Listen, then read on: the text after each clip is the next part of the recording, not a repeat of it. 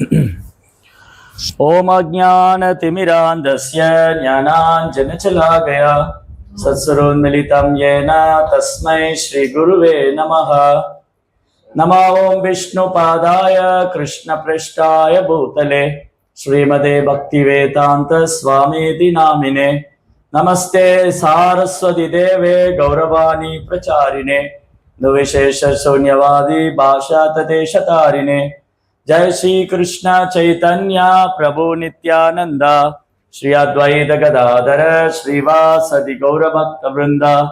हरे कृष्णा कृष्ण कृष्ण हरे हरे, हरे राम राम राम हरे हरे, हरे Krishna. So இன்னைக்கு சத்சங்கத்தில் வந்து கலந்துருக்கிற எல்லா பக்தர்களுக்கும் அவங்க குடும்பத்தாருக்காக வேண்டி பிரார்த்தனை செய்கிறோம். எல்லாருக்கும் கிருஷ்ணருடைய பகவானுடைய ஆசீர்வாதம் கிடைக்கணும்னு. ஹரே கிருஷ்ணா கிருஷ்ண கிருஷ்ண ஹரே ஹரே, ஹரே ராம ராம ராம ஹரே ஹரே. இன்னைக்கு முதல் தடவை யார் வந்திருக்காங்க? ஃபர்ஸ்ட் டைம் வந்திருக்கிறவங்க? சரி, ரீசண்டா எஸ், வெரி குட், வெல்கம். அவங்க சார் பேரு ஜெயராம். ஸோ ஜெயராம் ஐயா வந்து முதல் தடவையா நம்மளுடைய சத்சங்கத்துக்கு வந்திருக்காங்க. அவங்களுக்காக எல்லாரும் பிரார்த்தனை பண்ணுவோம்.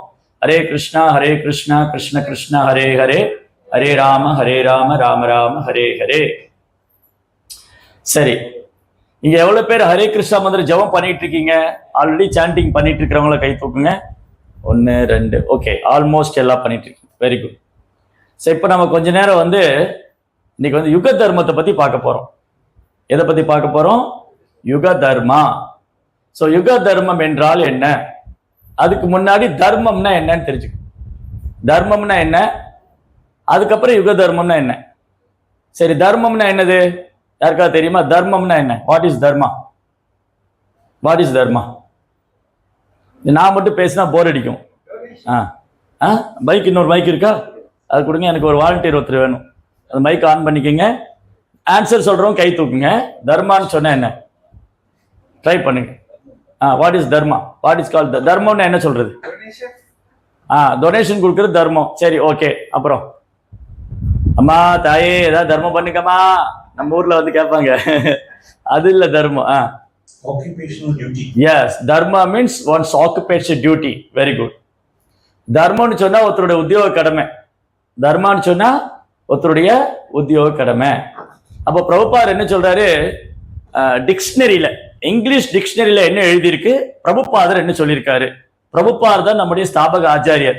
அகில உலக கிருஷ்ண பக்தி இயக்கத்துடைய ஸ்தாபக ஆச்சாரியர் சில பிரபுபாதர். சரி, டிக்ஷனரியில என்ன வேர்ட் போட்டிருக்குன்னு பிரபுபாதர் சொல்றாருன்னா, தர்மம். நீங்க உட்காருங்க, நான் கேட்கும்போது அங்கே எப்படி அங்கே உட்காந்து. ஸோ பிரபுபாதர் என்ன சொல்றாரு? இங்கிலீஷ் டிக்ஷனரியில பிரபுபாதர் என்ன தர்மான்னு, ஓகே. ஸோ தர்மாங்கிற தர்மாங்கிற வார்த்தைக்கு இங்கிலீஷ் டிக்ஷனரியில என்ன சொல்லியிருக்காங்க? ரிலீஜியஸ் பிரின்சிபல் சொல்லியிருக்காங்க, மத கோட்பாடு. பட் பிரபுபாதர் சொல்றது இல்ல, அது கரெக்டான மொழிபெயர்ப்பு இல்லை. அந்த தர்மாங்கிற சமஸ்கிருத வார்த்தைய ஆங்கிலத்துல மொழிபெயர்ப்பு செய்யும் போது மத கோட்பாடு, மத கொள்கைன்னு சொல்லியிருக்காங்க. அது இல்ல, அது தவறா மொழிபெயர்ப்பு செஞ்சிருக்காங்க. தர்மா மீன்ஸ் அவர் சொன்ன மாதிரி ஒன்ஸ் ஆக்குபேஷனல் டியூட்டி, ஒருத்தருடைய உத்தியோக கடமை. அப்ப உத்தியோக கடமைங்கும் போது அங்க என்னென்ன, யாருக்கு என்னென்ன உத்தியோக கடமை இருக்குன்னு இருக்கு. இப்போ நீங்க எல்லாம் குடும்பஸ்தர்களா இருக்கீங்க, நீங்க எல்லாம் ஃபேமிலி மேன். உங்களுடைய இல்லறத்துக்கு ஒரு தர்மம் இருக்கு, அதான் இல்லறம்னு சொல்லுவாங்க. இல்லற தர்மம், குடும்பஸ்தருடைய தர்மம், குடும்பஸ்தருடைய கடமை என்ன? அந்த இல்லற தர்மம், குடும்பஸ்த தர்மத்தை வந்து கிரகஸ்த தர்மம்னு சொல்லுவாங்க. கிரக அப்படின்னா வீடு. கிரகம் அப்படின்னு சொன்னா நம்ம இன்விடேஷன் அடிப்படையா கிரக பிரவேசம்னு போடுவோம். கிரக பிரவேசா அப்படின்னா புது மனை புகுவதல், நியூ ஹவுஸ் வந்து இனாகிரேட் பண்றோம். ஸோ கிரகத்துல வாழ்றவங்க கிரகஸ்தர்கள், கிரகத்துல வாழக்கூடியவங்க கிரகஸ்தர்கள். அப்ப அவங்களுக்கு தர்மம் இருக்கு, அது கிரகஸ்த தர்மம். இப்ப நான் வந்து பிரம்மச்சாரி, நான் ஆசிரமத்தில் இருக்கேன். ஸோ பிரம்மச்சாரி have Dharma, that is called பிரம்மச்சாரி தர்மா. பிரம்மச்சரிய தர்மம், கிரகஸ்தர் தர்மம். அப்புறம் கல்யாணம் பண்ணிட்டு சாகர வரைக்கும் வீட்டுக்குள்ளே இருக்கக்கூடாது. ஒரு 45-50 வயசு ஆனது வீட்டை விட்டு வெளியில ஏறிடணும். அது வந்து வானரப்பிரஸ்த தர்மம். 45-50 வயசு ஆனது என்ன பண்ணணும்? இல்லறத்தை விட்டு வெளியேறி இன்னும் நல்லா இறைவனுக்கு சேவை பண்ணணும். அது நிறைய பிரின்சிபல், அதுக்கு சில தர்மம் எல்லாம் இருக்கு. ஒரு 45 வயதுக்கு மேல ஆன உடனே ஒரு குடும்பஸ்தர் என்ன பண்ணணும்னு இருக்கு. அது கிரகஸ்த, அது வந்து வனரப்பிரஸ்த தர்மா, இல்லறத்திலிருந்து வெளியேறுவது. கணவன் மனைவி 2 பேரும் இல்லற வாழ்க்கையிலிருந்து ஓய்வு பெறணும். குழந்தைகள்கிட்ட குடும்ப பொறுப்பு கொடுத்துட்டு, பையனுக்கோ பொண்ணுக்கோ கல்யாணம் பண்ணி அவன் குடும்ப பொறுப்பு கொடுத்துட்டு கணவன் மனைவியும் இல்லறத்திலிருந்து வெளியேறணும். அது வனரப்பிரஸ்த தர்மா. அது என்னன்னு வேதத்துல இருக்கு. அப்ப பிரம்மச்சாரி எங்களை போல பிரம்மச்சாரிக்கான தர்மம் இருக்கு. தர்மா மீன் என்னுடைய ஆக்குபேஷனல் டியூட்டி, நான் செய்ய வேண்டிய கடமை. அதுக்கப்புறம் நீங்க எல்லாம் செய்ய வேண்டிய கடமை, குடும்பஸ்தர் செய்ய வேண்டிய கடமை. அதுக்கப்புறம் இல்லறத்திலிருந்து ஓய்வு பெற்றவங்க செய்ய வேண்டிய கடமை வனரப்பிரஸ்தா. அதுக்கப்புறம் 50 வயசுக்கு மேல அந்த குடும்பஸ்தர் என்ன பண்ணணும், மனைவியிட்ட இருந்து விலகி இருக்கணும். அது சந்நியாச தர்மம், துறவற வாழ்க்கை. அப்ப எவ்வளவு தர்மம் இருக்கு? 4. என்னென்னது? பிரம்மச்சரிய தர்மா, கிரகஸ்த தர்மா, வனரப்பிரஸ்த தர்மா, சந்நியாச தர்மா. ரைட்? பிரம்மச்சாரினா மாணவர் வாழ்க்கை, குரு கூட ஆன்மீக குரு கூட போய் தங்கி ஆன்மீக குரு கூட போய் இருந்துட்டு சாஸ்திரம் படிச்சுக்கிறது பிரம்மச்சரிய தர்மா. அப்புறம் இல்லற வாழ்க்கையில அந்த மாதிரி பிரம்மச்சரியா இருக்கிறவங்க ஃபியூச்சர்ல, சில பிரம்மச்சாரி இப்ப எங்களை மாதிரி இருக்கிறவங்க குரு கூட தங்கிக்குவோம். சில பிரம்மச்சாரி என்ன பண்ணுவாங்க, கல்யாணம் பண்ணி இல்லற வாழ்க்கையில போவாங்க. அப்ப அது இல்லற தர்மம். எப்படி மனைவியை பார்த்துக்கணும், குழந்தைகளை எப்படி பார்த்துக்கணும், குடும்பம் எப்படி நடத்தணும், சமுதாயத்துல எப்படி இருக்கணும், அது இல்லற தர்மா. அதுக்கப்புறம் இல்லறத்துல இருந்து ஓய்வு பெற்ற தர்மம். அதுக்கப்புறம் ஃபைனலி சந்நியாச தர்மம். இது 4 தர்மம். இது இல்லாம இன்னும் 4 தர்மம் இருக்கு. அதாவது நம்முடைய சனாதன தர்மம். இப்ப அடுத்தது சனாதன தர்மம். இப்ப சனாதன தர்மம்னு வந்துருச்சா? இப்ப சனாதன தர்மம்னா என்னது? யாருக்கா பதில் தெரிஞ்சா கை தூக்குங்க. What is the meaning of Sanatan? Sanatan plus dharma, இந்த 2 வேர்ட் இருக்கு, சனாதன் தர்மா. அப்ப சனாதன் தர்மானா என்னது? No, you have to ask new people, then you have to go devotees. யாரா ட்ரை பண்ணுங்க. சனாதனாங்கிற வேர்டோட மீனிங் என்ன? சனாதனம்னா என்ன? தர்மம்னா என்ன? சனாதன தர்மம்னா என்ன?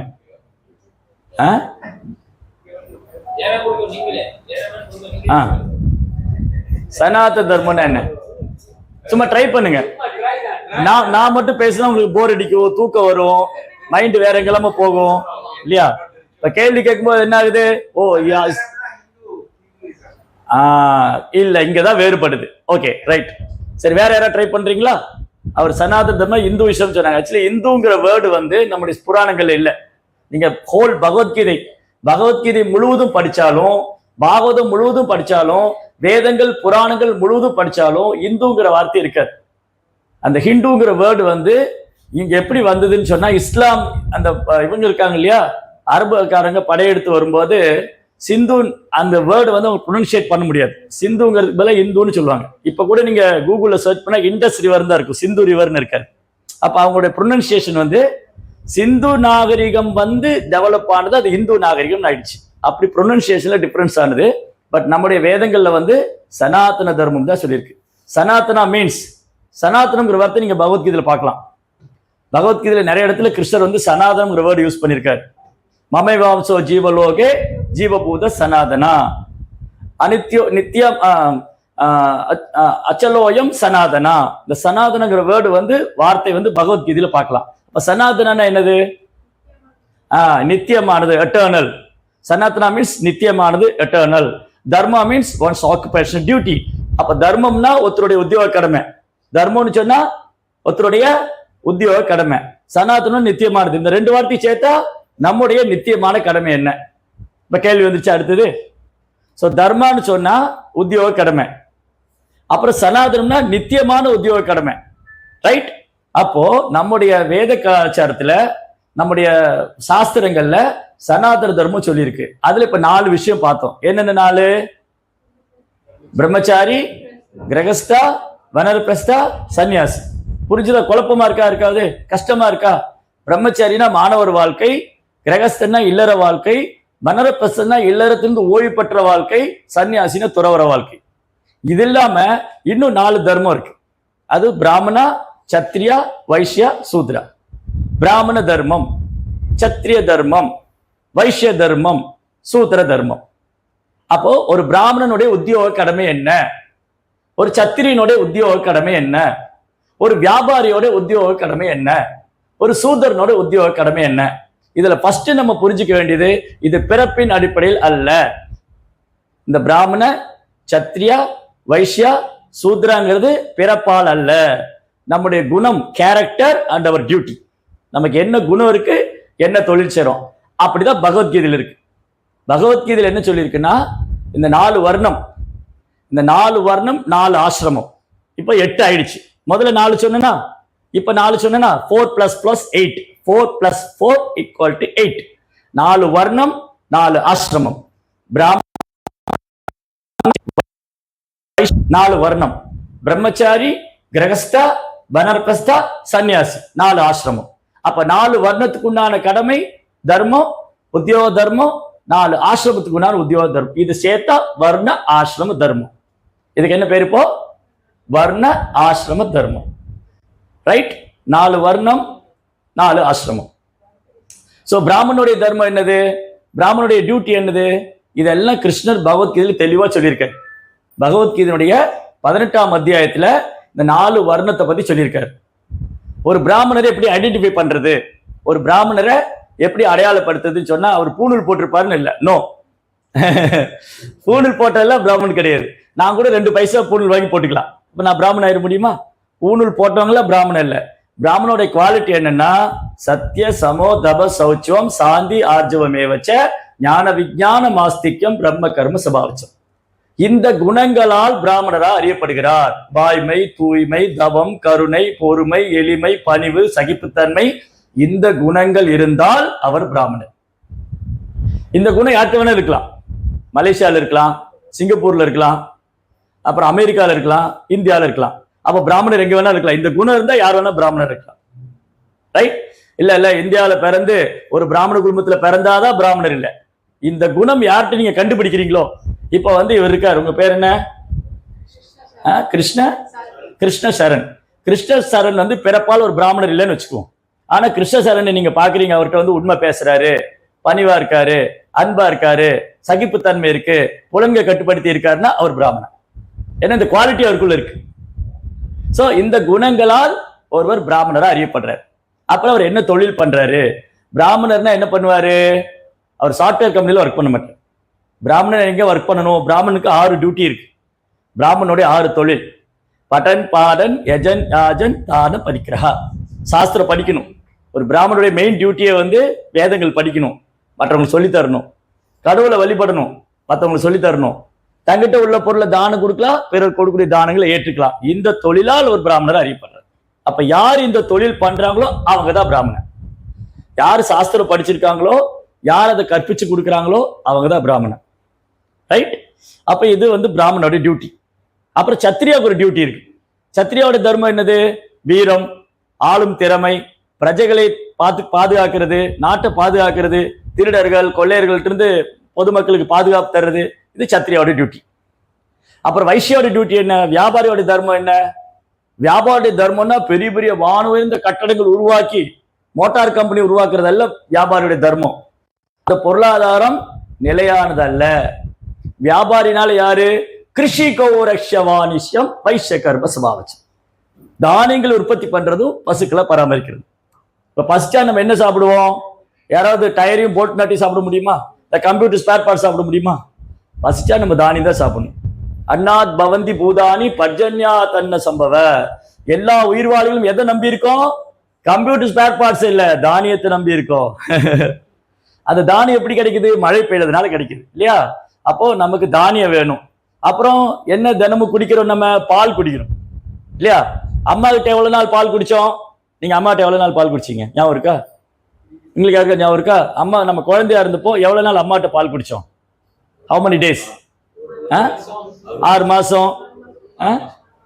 இன்னைக்கு புட்டி பால் தான் நிறைய பேர் கொடுக்குறாங்க இல்லையா? 6 no not 6 years, 6 months.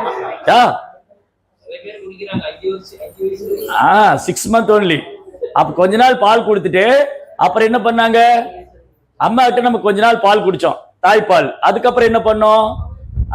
கோமாதா, பசுவோடைய பால். அப்போ பசு பராமரிக்கிறதும் தானியங்கள் உற்பத்தி பண்றதா உண்மையான வியாபாரம். அந்த வியாபாரம் பொருளாதார நஷ்டமே ஆகாது, அது எப்பவுமே இருக்கும், வீழ்ச்சி அடையாது. ஸோ இதுதான் வியாபாரம். அப்புறம் இப்ப பாத்தீங்கன்னா இந்த உலகத்துல எல்லாருமே இருக்காங்க. எங்க போனாலும் புத்திசாலி பிரிவினர் இருக்காங்க. அப்புறம் நல்ல அட்மினிஸ்ட்ரேஷன் நிர்வாகம் பண்ணக்கூடியவங்க இருக்காங்க, அப்புறம் வியாபாரம் பண்ணக்கூடியவங்க இருக்காங்க. இந்த எந்த நாலேஜ் இல்லைன்னா லேபர் கிளாஸ் இருப்பாங்க. இப்போ இந்த பில்டிங் கட்டணும், இங்க குழி பறிக்கணும், ஒரு கிணறு வெட்டணும், ரோடு போடணும்னா அவங்களுக்கு படிக்க தெரியல, படிப்பு மனசுல வரல, அவங்களுக்கு வந்து நாலேஜ் வந்து ரொம்ப ஷார்ப்பா இல்லை, அப்புறம் அவங்களுக்கு வந்து அட்மினிஸ்ட்ரேஷன் தெரியல, அப்புறம் அவங்களுக்கு பிசினஸ் பண்ண தெரியல. பட் சொன்ன வேலையை செய்வாங்க. இந்த கிளீன் பண்ணுங்க, இது போடுங்கன்னா அது பண்ணுவாங்க. அப்போ அதுக்கு அவங்களுக்கு ஒரு தொழில் இருக்கு. அப்போ இந்த தொழிலால அவங்க சூதர்னா அறியப்படுறாங்க, பிறப்பால் அல்ல. தமிழ்நாட்டுல என்ன தப்பா புரிஞ்சிட்டு இருக்காங்கன்னா, தமிழ்நாட்டுல எல்லாம் வந்தீங்கன்னா என்ன பார்த்து சூதரன் சொன்னா சண்டைக்கு வந்துருவான். என்ன யாரை பார்த்து சூதரன் சொல்றேன் இல்லையா? ஆனா சாஸ்திரம் என்ன சொல்லியிருக்குன்னா, கலோ சூத்ர சம்பவ, கலியுகத்துல எல்லாரும் சூதரனா தான் இருக்கு. கரெக்டா இல்லையா? கலியுகத்துல பர்ஃபெக்ட் பிராமணா, நேர்மையான பிராமணனை பார்க்க முடியுதா? ரொம்ப குறைவு. மன்னர் ஆட்சி போயே போச்சு, மக்கள் ஆட்சி வந்துருச்சு. அதுக்கப்புறம் வியாபாரங்கிற பேர்ல பெரிய பெரிய தொழிற்சாலைங்க, டயர் கம்பெனிங்க, கம்ப்யூட்டர் கம்பெனிங்க தான் இருக்கு. அப்போ ஆல்மோஸ்ட் கலியுகத்துல நம்ம இந்த வர்ணாசிரமத்தை இழந்துட்டோம். ரைட்? அப்போ இது வரைக்கும் நான் பேசினதெல்லாம் சந்தேகம் இருக்கா? புரிஞ்சுதா? ஏதாவது குழப்பம் இருக்கா? சரி, கேள்வி கடைசியா கேளுங்க. இப்போ 4 வர்ணம் என்னன்னு பார்த்துட்டோம், 4 ஆசிரமம் என்னன்னு பார்த்தோம், தர்மம் என்னன்னு பார்த்தோம், சனாதன தர்மம் என்னன்னு பார்த்தோம். இப்போ இருக்கிற காலகட்டத்துல நம்ம இருக்கிற சூழ்நிலையில நம்ம இந்த வர்ணாசிரமத்தை ரொம்ப ஸ்ட்ரிக்டா ஃபாலோ பண்ண முடியாது. இன்னைக்கு பிராமணர் எவ்வளவு பேர் அவங்க டியூட்டி பண்றாங்க. ஆனா நிறைய பிராமணர்கள் வந்து பெரிய பெரிய ஐடி கம்பெனிலையும் சாஃப்ட்வேர் கம்பெனிலும் ஒர்க் பண்றாங்க. அப்ப காலம் மாறிடுச்சு. அதுக்கப்புறம் இங்க மன்னராட்சி எல்லாம் போய் ஏகப்பட்ட ஆல்மோஸ்ட் எல்லா நாடுகளிலும் மன்னராட்சி போய் மக்களாட்சி, ஒரு சில நாடுகளில் தான் மன்னராட்சி நடக்குது. அந்த மன்னர் கூட மக்கள் தேர்ந்தெடுக்கிறது இல்லை, சில நாடுகளில் தேர்ந்தெடுக்கிறாங்க, சில நாடுகளில் மக்களே ஆட்சி பண்றாங்க. அப்ப எல்லாம் மாறிடுச்சு. அப்போ ஓட் போட்டு மக்கள் தான் தலைவரை தேர்ந்தெடுக்கிறாங்க. அப்ப இன்னைக்கு சத்திரியருடைய இதுவும் மாறிடுச்சு, அப்புறம் வியாபாரம் மாறிடுச்சு. அப்ப கலியுகத்துல எல்லாரும் லேபரா இருக்கு, கலியுகத்துல எல்லாரும் லேபரா இருக்கு. சரி, அப்போ நான் என்ன தர்மம் ஃபாலோ பண்றேன்? அப்ப எனக்கு ஒரு கேள்வி வந்துடும். என்னால பிராமணிக்கல் டியூட்டி ஒழுங்கா பண்ண முடியல, என்னால சத்திரியா டியூட்டி ஒழுங்கா பண்ண முடியல, என்னால வந்து வியாபாரம் ஒழுங்கா எதுவுமே செய்ய முடியல. அப்ப இதுக்கு ஒரு பர்பஸ் இருக்கணும் இல்லையா? அடுத்தது இதோட பர்பஸ் என்னன்னு ஒரு கேள்வி வரும். எதுக்கு வந்து இந்த வர்ணம் எல்லாம் இருக்கு? பிராமணா, சத்ரியா, வைஷ்யா, சூத்ரா, பிரம்மச்சாரி, கிரகஸ்தா, வானப்பிரஸ்தா, சன்னியாசி. சோ இந்த வர்ணாசிரம பர்பஸ் என்னன்னு ஒரு கேள்வி வரும். அந்த பர்பஸ் என்னது? இந்த வர்ணாசிரம கொள்கையோட நோக்கம் என்னதுன்னா, இறைவனை திருப்திப்படுத்துவது, கடவுளை அடையணும். ஒரு பிராமணர் அவர் டியூட்டி நல்லா பண்ணி கடவுளை திருப்திப்படுத்தலாம், ஒரு சத்திரியர் நல்லா நிர்வாகம் பண்ணி கடவுளை திருப்திப்படுத்தலாம், ஒரு வியாபாரி வந்து தானியங்களை கொண்டு வந்து நிறைய பேருக்கு அன்னதானம் பண்ணி பகவானுக்கு பிரசாதம் கொடுத்து அந்த பிரசாதத்தை விநியோகம் பண்ணி கடவுளை திருப்திப்படுத்தலாம், ஒரு தொழிலாளி உடலால சேவை பண்ணலாம். இப்போ நீங்க இந்தியாவுக்கு வந்தீங்கன்னு சொன்னா பெரிய பெரிய கோயில்ல இருக்கு. ஜெகநாத் பூரி, ஸ்ரீரங்கம், காஞ்சிபுரம், ராமேஸ்வரம். அந்த கோயில்ல பாத்தீங்கன்னா பிராமணர் இருப்பாங்க. இந்த பிராமணர் என்ன பண்ணுவாங்க? கோயில்ல பகவானுக்கு அபிஷேகம் பண்றது, பூஜை பண்றது, வேத மந்திரங்களை பாராயணம் பண்றது, யாகம் செய்யறது, இதெல்லாம் பண்ணுவாங்க. அவங்க டியூட்டி. அப்படி அவங்க இறைவனுக்கு சேவை பண்றாங்க. அப்புறம் மன்னர்கள் இருந்தாங்க, அவங்க நிறைய நிலங்களை கோயிலுக்கு எழுதி வச்சாங்க, பெரிய பெரிய கோயில் கட்டினாங்க, பிரம்மாண்டமான கோயில்கள். நீங்க மீனாட்சி கோயில்ல வந்து அப்படி சுத்தி முத்தி பார்த்தா எங்கு பார்த்தாலும் கோபுரங்களா இருக்கும், பெரிய பெரிய கோபுரங்கள் இருக்கும். ராமேஸ்வரம் பெரிய பெரிய 1000 தூண்கள் உள்ள மண்டபம் இருக்கு, பெரிய பெரிய மண்டபம். இதெல்லாம் எப்படி நிக்குது, எப்படி நடந்ததுன்னு நம்மளால யூகிச்சே பார்க்க முடியாது. அப்போ அந்த காலத்துல ராஜாக்கள் என்ன பண்ணாங்க? நிறைய நிலங்களை கோயிலுக்கு எழுதி வச்சாங்க, பெரிய பெரிய பிரம்மாண்டமான கோயில்களை கட்டினாங்க. அது ராஜாவோட டியூட்டி. அப்புறம் வியாபாரி என்ன பண்ணாங்க? தானியங்களை உற்பத்தி பண்ணி அதை கொண்டு கோயில்ல கொடுத்து அதை அன்னதானம் பண்ணி வரக்கூடிய ஆயிரக்கணக்கான பக்தர்களுக்கு பிரசாத விநியோகம் பண்ணாங்க. தொழிலாளி என்ன பண்ணாரு? இந்த கல்லு வந்து சிற்பம் செதுக்கிறது, அப்புறம் கோயிலுக்கு பாதை போடுறது, கோயிலுக்காக குளம் வெட்டுறது, பெரிய தேர் பண்ணி அந்த தேர்ல வந்து உற்சவம், தேர் இழுத்து போறதுக்காக பிரம்மாண்டமான தேர்களை செய்வது. அப்படின்னா இறைவனுடைய படைப்புல எந்த ஒரு வித்தியாசமும் கிடையாது. அவங்கவுங்க குணத்துக்கு தகுந்த மாதிரி இறைவனுக்கு சேவை பண்ணலாம். ஒரு ரொம்ப புத்திசாலி அவர் படிச்ச விஷயங்களை 4 பேருக்கு சொல்லி கொடுக்கலாம். நிர்வாக திறமை உள்ளவங்க கோயில நிர்வாகம் பண்ணலாம், வியாபாரம் பண்றவங்க கோயிலுக்கு சப்போர்ட் பண்ணலாம் பொருளாதார ரீதியா, அப்புறம் தொழிலாளி உடல் உழைப்பால சேவை பண்ணலாம். எந்த வித்தியாசமும் கிடையாது, எந்த துவேஷமும் கிடையாது. இறைவனுக்கு, பகவானுக்கு, கிருஷ்ணருக்கு வந்து எல்லா ஜீவன்களும் சமந்தான். கோயில்ல பூஜை பண்றவரும் அவருக்கு ஒண்ணுதான், அந்த கோயில கூட்டுறவரும் ஒண்ணுதான். இல்ல எனக்கு பூஜை பண்றது ரொம்ப பிடிக்கும், கூட்டுற ஒண்ணு பிடிக்காது, அந்த கோயிலை யார் சுத்தப்படுத்துவா இல்லையா? அப்ப கிருஷ்ணரை பொறுத்த வரைக்கும் நீங்க பூஜை பண்ணாலும் அந்த சேவையை ஏத்துக்குவாரு, நீங்க கோயில கூட்டினாலும் அந்த சேவையை ஏத்துக்குவாரு, பாத்திரம் கழுவி கொடுத்தாலும் அந்த சேவையை ஏத்துக்குவாரு, நிர்வாகம் பண்ணாலும் அந்த சேவையை ஏத்துக்குவாரு. அப்போ அவங்களுடைய அவங்கவுங்களுடைய குணத்துக்கும் தொழிலுக்கும் தகுந்த போல இறைவனுக்கு சேவை பண்ணலாம். அல்டிமேட் கோல் என்னது? கிருஷ்ணரை திருப்திப்படுத்தணும். அந்த வர்ணாசிரம கொள்கையுடைய நோக்கம் வந்து கிருஷ்ணாவை திருப்திப்படுத்தணும். இப்ப நம்ம உடம்பு இருக்கு, இந்த உடம்புல 4 பாகம் இருக்கு. இந்த உடம்ப 4 பிரிச்சுக்கலாம். தலை இருக்கு, கை இருக்கு, வயிறு இருக்கு, கால் இருக்கு. இப்ப இங்க யாராவது சொல்ல முடியுமா, எனக்கு தலை மட்டும் போது கால் வேண்டாம், இல்ல கால் மட்டும் போது கை வேண்டாம், இல்ல கையும் கால் இருந்த போது வயிறு வேண்டாம், இதெல்லாம் இருந்த போது தலை வேண்டாம்? அப்ப இந்த உடல் எப்போ முழுமையா இருக்குன்னா, இந்த 4 பாகம் சேர்ந்து செயல்பட்டாதான் உடல் ஆரோக்கியமா இருக்கு. என் உடல் ஆரோக்கியமா இருக்குன்னு என்ன அர்த்தம்? இந்த 4 பாகம் சேர்ந்து செயல்படணும். இதுல ஏதாவது ஒரு பாகம் குளறுபடியா இருந்தா இந்த உடல் நல்லா இல்லைன்னு அர்த்தம். எப்படி நொடி நொடி நடந்தது, பிரபு எங்க என்னாச்சு உங்களுக்கு, கால் எங்க இடிச்சுக்கிட்டீங்களா? ஐயோ ஒரே வலியா இருக்கு. அப்ப கால் இடிச்சாலும் எனக்கு வலிக்குது, வயிறு பசிச்சாலும் எனக்கு பசிக்குது, வலிக்குது. அப்புறம் கை ஸ்ட்ரென்த் வேணும் ஏதோ வேலை செய்யறதுக்கு, இது எல்லாத்துக்கும் மூளை வேணும். இல்ல எனக்கு மூளை மட்டும் போதும்னு சொல்ல முடியாது. அப்போ இந்த உடம்புல இந்த 4 பாகம் சேர்ந்து செயல்பட்டா இந்த உடல் ஆரோக்கியமா இருக்கும். அதே மாதிரி சமுதாயத்துல பிராமணா, சத்திரியா, வைஷ்யா, சூத்ரா இந்த 4 பாகம் சேர்ந்து செயல்பட்டா இந்த சமுதாயம் ஆரோக்கியமா இருக்கும். இப்ப கலியுகத்துல ஏன் சமுதாயம் ஆரோக்கியமா இல்லைன்னா, இது அப்படியே தலைகீழாகி தலையில்லாத முண்டை மாதிரி எல்லாம் சுத்திக்கிட்டு இருக்காங்க. தலை இல்லாத முண்டை, இப்ப நீங்க நடந்து போகும்போது தலை இல்லாத முண்டத்தை பார்த்தா எப்படி இருக்கும்? என்னது வெறும் முண்டை மட்டும் போகுது. அந்த மாதிரி கலியுகத்துல சாஸ்திரம் சொல்லி கொடுக்குற ஆட்கள் இப்ப அதிகமா இல்லை. இப்ப நம்ம பேசணும் இல்லையா இந்த விஷயங்கள்லாம், பகவத்கீதை, பாகவதம் இதெல்லாம் யார் சொல்லி தருவா? யாரும் இல்லை. அப்ப எல்லாம் தலையில்லாத முண்டமா இருக்காங்க. அப்ப சமுதாயத்துல கலியுகத்துல எல்லாரும் இந்த கரப்பாம்பூச்சி தலைகீழ போட்ட மாதிரி தான் நடந்துட்டு இருக்காங்க. கரப்பாம்பூச்சி என்ன பண்ணும், சில பேர் வீட்டுல பாத்தீங்கன்னா இந்த கரப்பாம்பூச்சி வண்டெல்லாம் அப்படி குப்புற விழுந்து அப்படியே துடிச்சிட்டு இருக்கும். அது அப்நார்மலா இருக்கும். அது ஏன் நீங்க பாத்திருக்கீங்களா? இப்படி அது 8 கால் 10 கால் இருக்கு, அப்படியே இப்படி பண்ணிக்கிட்டே இருக்கும். ஏன்னா that is not there normal condition. அந்த பூச்சியோடைய அந்த இன்செக்டோடைய நார்மல் கண்டிஷன் அதுல அப்படி திரும்பணும். இப்ப என்ன ஆச்சுன்னா, கலியுகத்துல சமுதாயத்தை வழிநடத்த ஆள் இல்லாம எல்லாம் தலையில்லாத முண்டமா சுத்திக்கிட்டு இருக்காங்க. அதான் இப்ப நடக்குது. சோ இங்க என்ன பண்ண போறோம், தலையை பொறுத்து போறோம். அதான் நடக்குது இப்போ, ரைட்? சோ இதுதான் வர்ணாசிரம தர்மா. சனாதன தர்மா மீன்ஸ் அவர் எட்டர்னல் டியூட்டி, நம்முடைய நித்தியமான கடமை. சனாதன தர்மான நம்முடைய நித்தியமான கடமை. சரிங்க, இப்ப நான் என்ன பண்றது? இப்ப சமுதாயத்துல வந்து இது யாருமே பண்றது இல்ல. பிராமணா அவங்க டியூட்டியை சரியா பண்ணல, சத்திரியா அவங்க டியூட்டியை சரியா பண்ணல, வியாபாரம் சரியா நடக்கிறது இல்ல, எல்லாம் வந்து கெமிக்கல் தான் வாங்கி சாப்பிட்றோம், சத்தான உணவு கிடையாது, நிறைய சம்பாதிக்கிறோம் ஆனா சாப்பிட்ற உணவு சத்து இல்ல. இப்ப என்னதான் பண்ண சொல்றீங்க? அப்ப ஒரு கேள்வி வரும்ல, சரி என்னதான் பண்றது? அப்ப இந்த இருக்கிற இப்ப காலம், இப்ப நடக்கிற காலம் வந்து என்ன சொல்லுவோம்? இப்ப என்ன சொல்லுவீங்க? உங்க முன்னாடி ஏதோ ஒரு கஷ்டம் நடந்துச்சு, ஒரு மோசமான நிகழ்ச்சி உங்க முன்னாடி, ஏதோ ஒரு மோசமான நிகழ்ச்சி நடந்தது. அப்ப என்ன சொல்லுவோம்? எல்லாம் கலிகாலம். பாத்தீங்களா, கலிகாலம். அப்ப கலிகாலத்துக்கான தர்மம் என்ன? அப்ப யுகம், இது கலியுகம். இப்போ வந்துட்டுமா, இப்பதான் இங்க வரோம், இப்பதான் கிளாஸே ஸ்டார்ட் ஆகுது, ரைட்? இப்போ இன்ட்ரோடக்ஷன் தான் எவ்வளவு நேரம். ஸோ யுகா, இது வந்து கலியுகம். இந்த யுகத்துக்கு பேரு கலியுகம்னு பேரு. எல்லாம் கலிகாலங்க. ஸ்கூல்ல வந்து பிஸ்னஸா போச்சு. கோயிலுக்கு ஸ்கூலுக்கு போனா பணம் தான் கேட்கறாங்க. 50 லட்சம் 50,000 கொடு, 1 லட்சம் கட்டுங்க. கோயில்ல போனா அங்கேயும் பணம் கேட்கறாங்க. எல்லாம் கலியுகத்துல வந்து பாருங்க, கலிகாலம். கல்யாணம் பண்ணா சேர்ந்து இருக்க மாட்டேங்கிறாங்க, சண்டை போட்டுக்கிறாங்க. பையன் அப்பா சொன்னா கேட்க மாட்டேங்கிறாரு, மனைவி கோச்சிட்டு வீட்டை விட்டு அம்மா வீட்டுக்கு போயிடுறா. கலிகாலம், என்ன செய்யுது இல்லையா? அப்போ இது ஒரு யுகம், கலியுகம். அந்த மாதிரி 4 யுகம் இருக்கு. எத்தனை யுகம் இருக்கு? 4 யுகம். அந்த ஒரு யுகத்துக்கும் தர்மம் இருக்கு. சரி, ஃபர்ஸ்ட் மொதல் என்ன யுகம்னு பார்ப்போம். 4 யுகம் இருக்கு. இந்த 4 யுகத்தை வந்து பாருங்க, இங்க இந்த ஒரு சக்கரம் மாதிரி இருக்கு.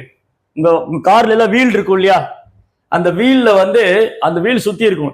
இப்ப கார்ல ஒரு வீல் இருக்குன்னா இங்க வந்து அந்த ஏர் பிடிக்கிற மவுத் இருக்கும், கரெக்டா? இந்த வீல் சுத்தும் போது மவுத் மேலே கீழே போய் வரும், இப்படி ரொட்டேட் ஆகிட்டே இருக்கும் இல்லையா? அந்த மாதிரி இந்த கால சக்கரம் சுழண்டுகிட்டே இருக்கும்.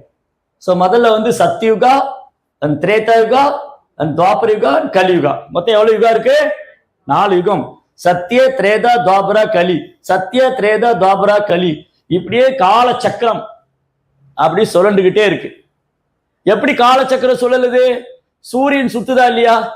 சூரியன் வந்து அதன் பாதையில சுழண்டுகிட்டு இருக்கு. எப்படி 6 மாசம் அப்படி சூரியன் வந்து நார்த் சைடு போகும். நீங்க தினமும் சூரியன் உதிக்கிறத பார்த்துட்டு நோட் பண்ணிட்டே வந்தீங்கன்னா அது 6 மாசம் அப்படியே நார்த் சைடுக்கு போகும். அப்புறம் 6 மாசம் அப்படி சவுத் சைடுக்கு வரும். இந்த மாதிரி 1 இயர் கம்ப்ளீட் ஆகுது, ஒரு ஃபுல் சர்க்கிள். சூரியன் வந்து ஒரு சுற்று வர்றதுக்கு இந்த நம்ம கணக்குப்படி சூரியன் தன் பாதையில சுற்றி வருவதற்கு நம்முடைய ஆயுள் கணக்கு மனித கணக்குப்படி ஒரு வருஷம் ஆகுது. 6 மாசம் நார்த் போகும், 6 மாசம் சவுத் போகும். இதை நீங்க வேதங்கள்ல படிச்சீங்கன்னா என்ன சொல்லியிருக்குன்னா உத்தராயண காலம், தக்ஷணாயன காலம். உத்தராயணா அப்படின்னா சூரியன் வடக்கு நோக்கி போறது. குழப்பமா இருக்கா? உத்தராயண காலம்னா சூரியன் வடக்கு நோக்கி போறது, தட்சிணாயன காலம்னா சூரியன் தெற்கு நோக்கி போறது. அப்ப உத்தராயண காலம் 6 மாசம், தட்சிணாயன காலம் 6 மாசம். இப்படி நமக்கு ஒரு வருஷம். இது நம்முடைய கணக்கு, மனுஷங்களுடைய கணக்கு. தேவர்களுக்கு பாத்தீங்கன்னா இந்த உத்தராயண காலம் 6 மாசம் தான் அதுக்கு பகல் அவங்களுக்கு, தட்சிணாயன காலம் 6 மாசம் இரவு அவங்களுக்கு. அப்ப நம்ம ஒரு வருஷம், தேவலோக வாசிகளுக்கு ஒரு நாள். அந்த மாதிரி நமக்கு 365 வருஷம், அவங்களுக்கு 365 நாள். அப்பதான் அவங்களுக்கு ஒரு வருஷம். அந்த மாதிரி அவங்களுக்கு 100 வருஷம். டியூரேஷன் ஆஃப் லைஃப் அவங்களுக்கு அதிகம். யாருக்கு? டெமிகாட், தேவர்களுக்கு.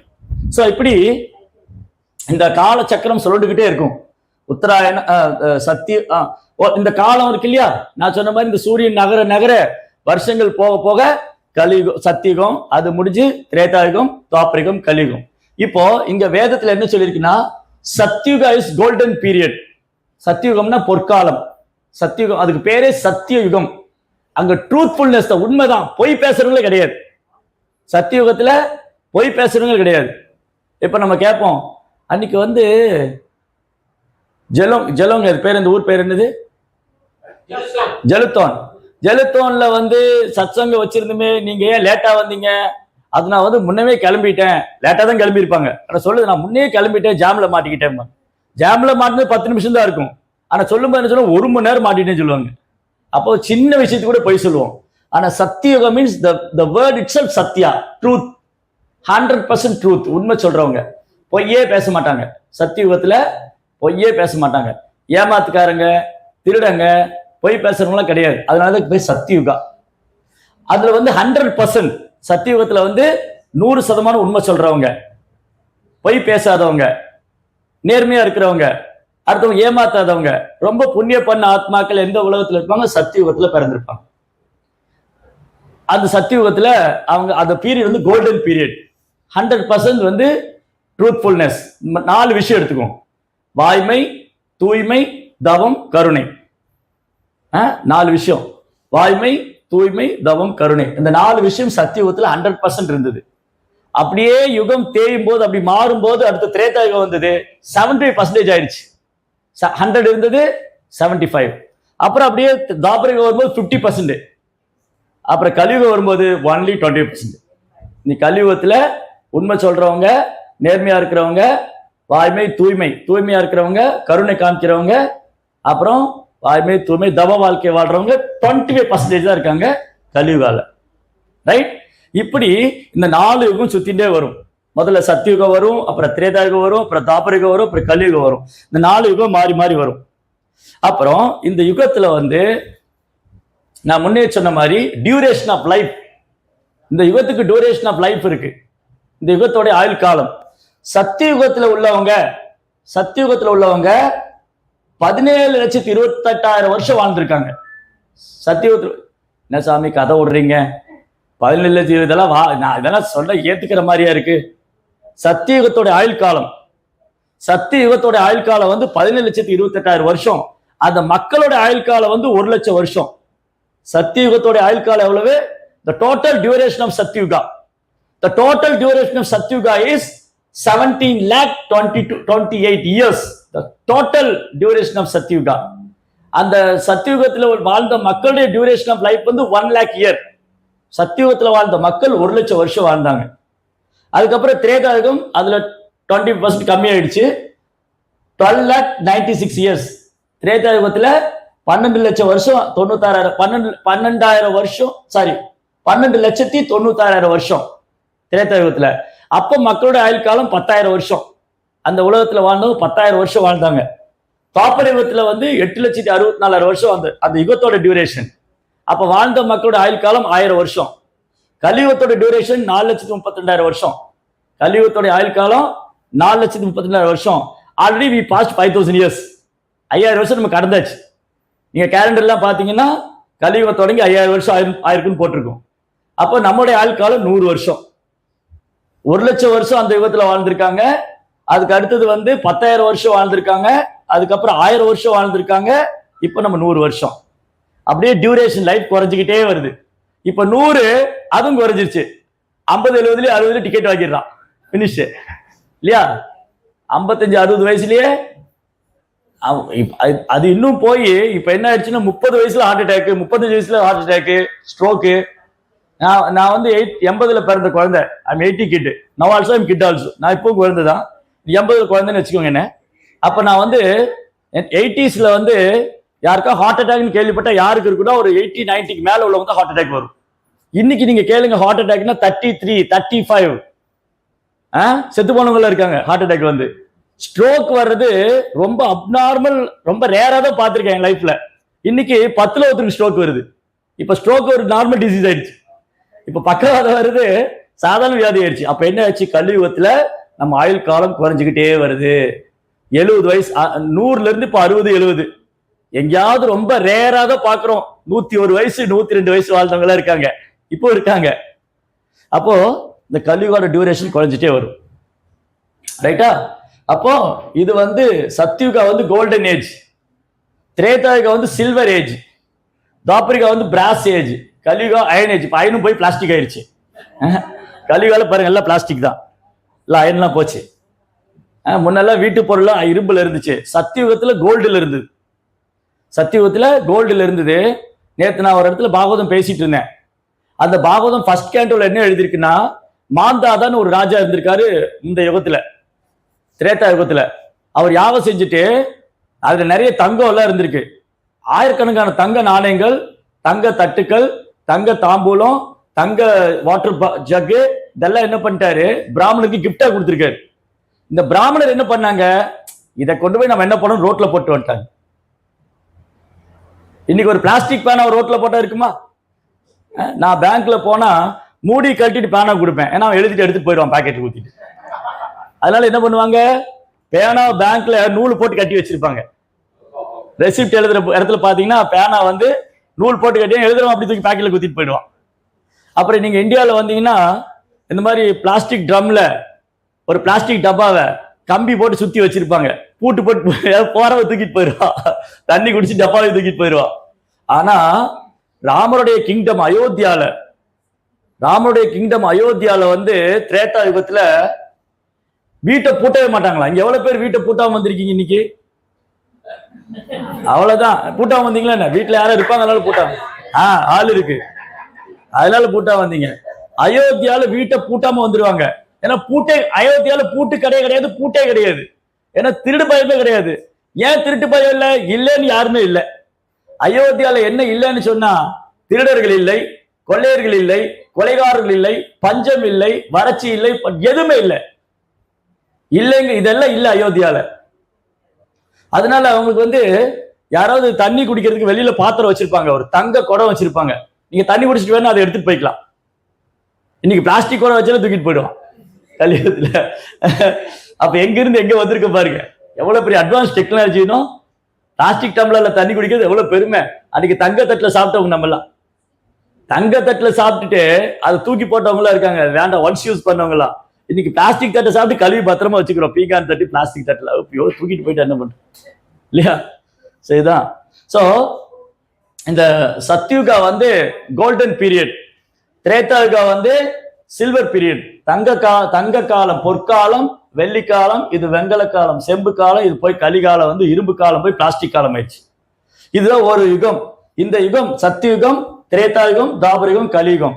சத்யுகம் 17,28,000 வருஷம், அங்க மக்களோட ஆயுள் காலம் 1,00,000 வருஷம்.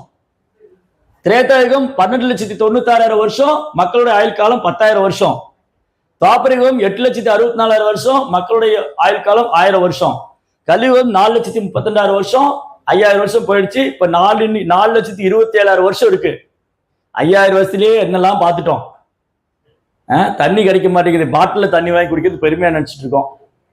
இந்தியாவுக்கு வந்தா நிறைய புனித நதிகள்லாம் இருக்கு. கங்கா, யமுனா, சரஸ்வதி, கோதாவரி, தாமிரபரணி, காவேரி, இவ்வளவு புனித நதி ஓடுது. ஆனா தண்ணி பாட்டில வச்சுட்டு இருக்காங்க. எவ்வளவு அட்வான்ஸ் டெக்னாலஜி ஆச்சு பாத்தீங்களா? அதான் கலியுகம், ரைட்? கலியுகத்துல எல்லாம் தலைகீழ நடக்கும். புனித நதிகள்லாம் சாக்கடையாக்கிட்டு பாட்டில தண்ணி வாங்கி குடிச்சிட்டு இருப்பாங்க, ரைட்? இப்ப 4 யுகம், 4 யுகத்தோடைய மக்களுடைய ஆயுள் காலம், இது அப்படியே சுத்திக்கிட்டே இருக்கும். அதுக்கப்புறம் இந்த 4 யுகத்துக்கு தர்மம் இருக்கு, சரிங்க?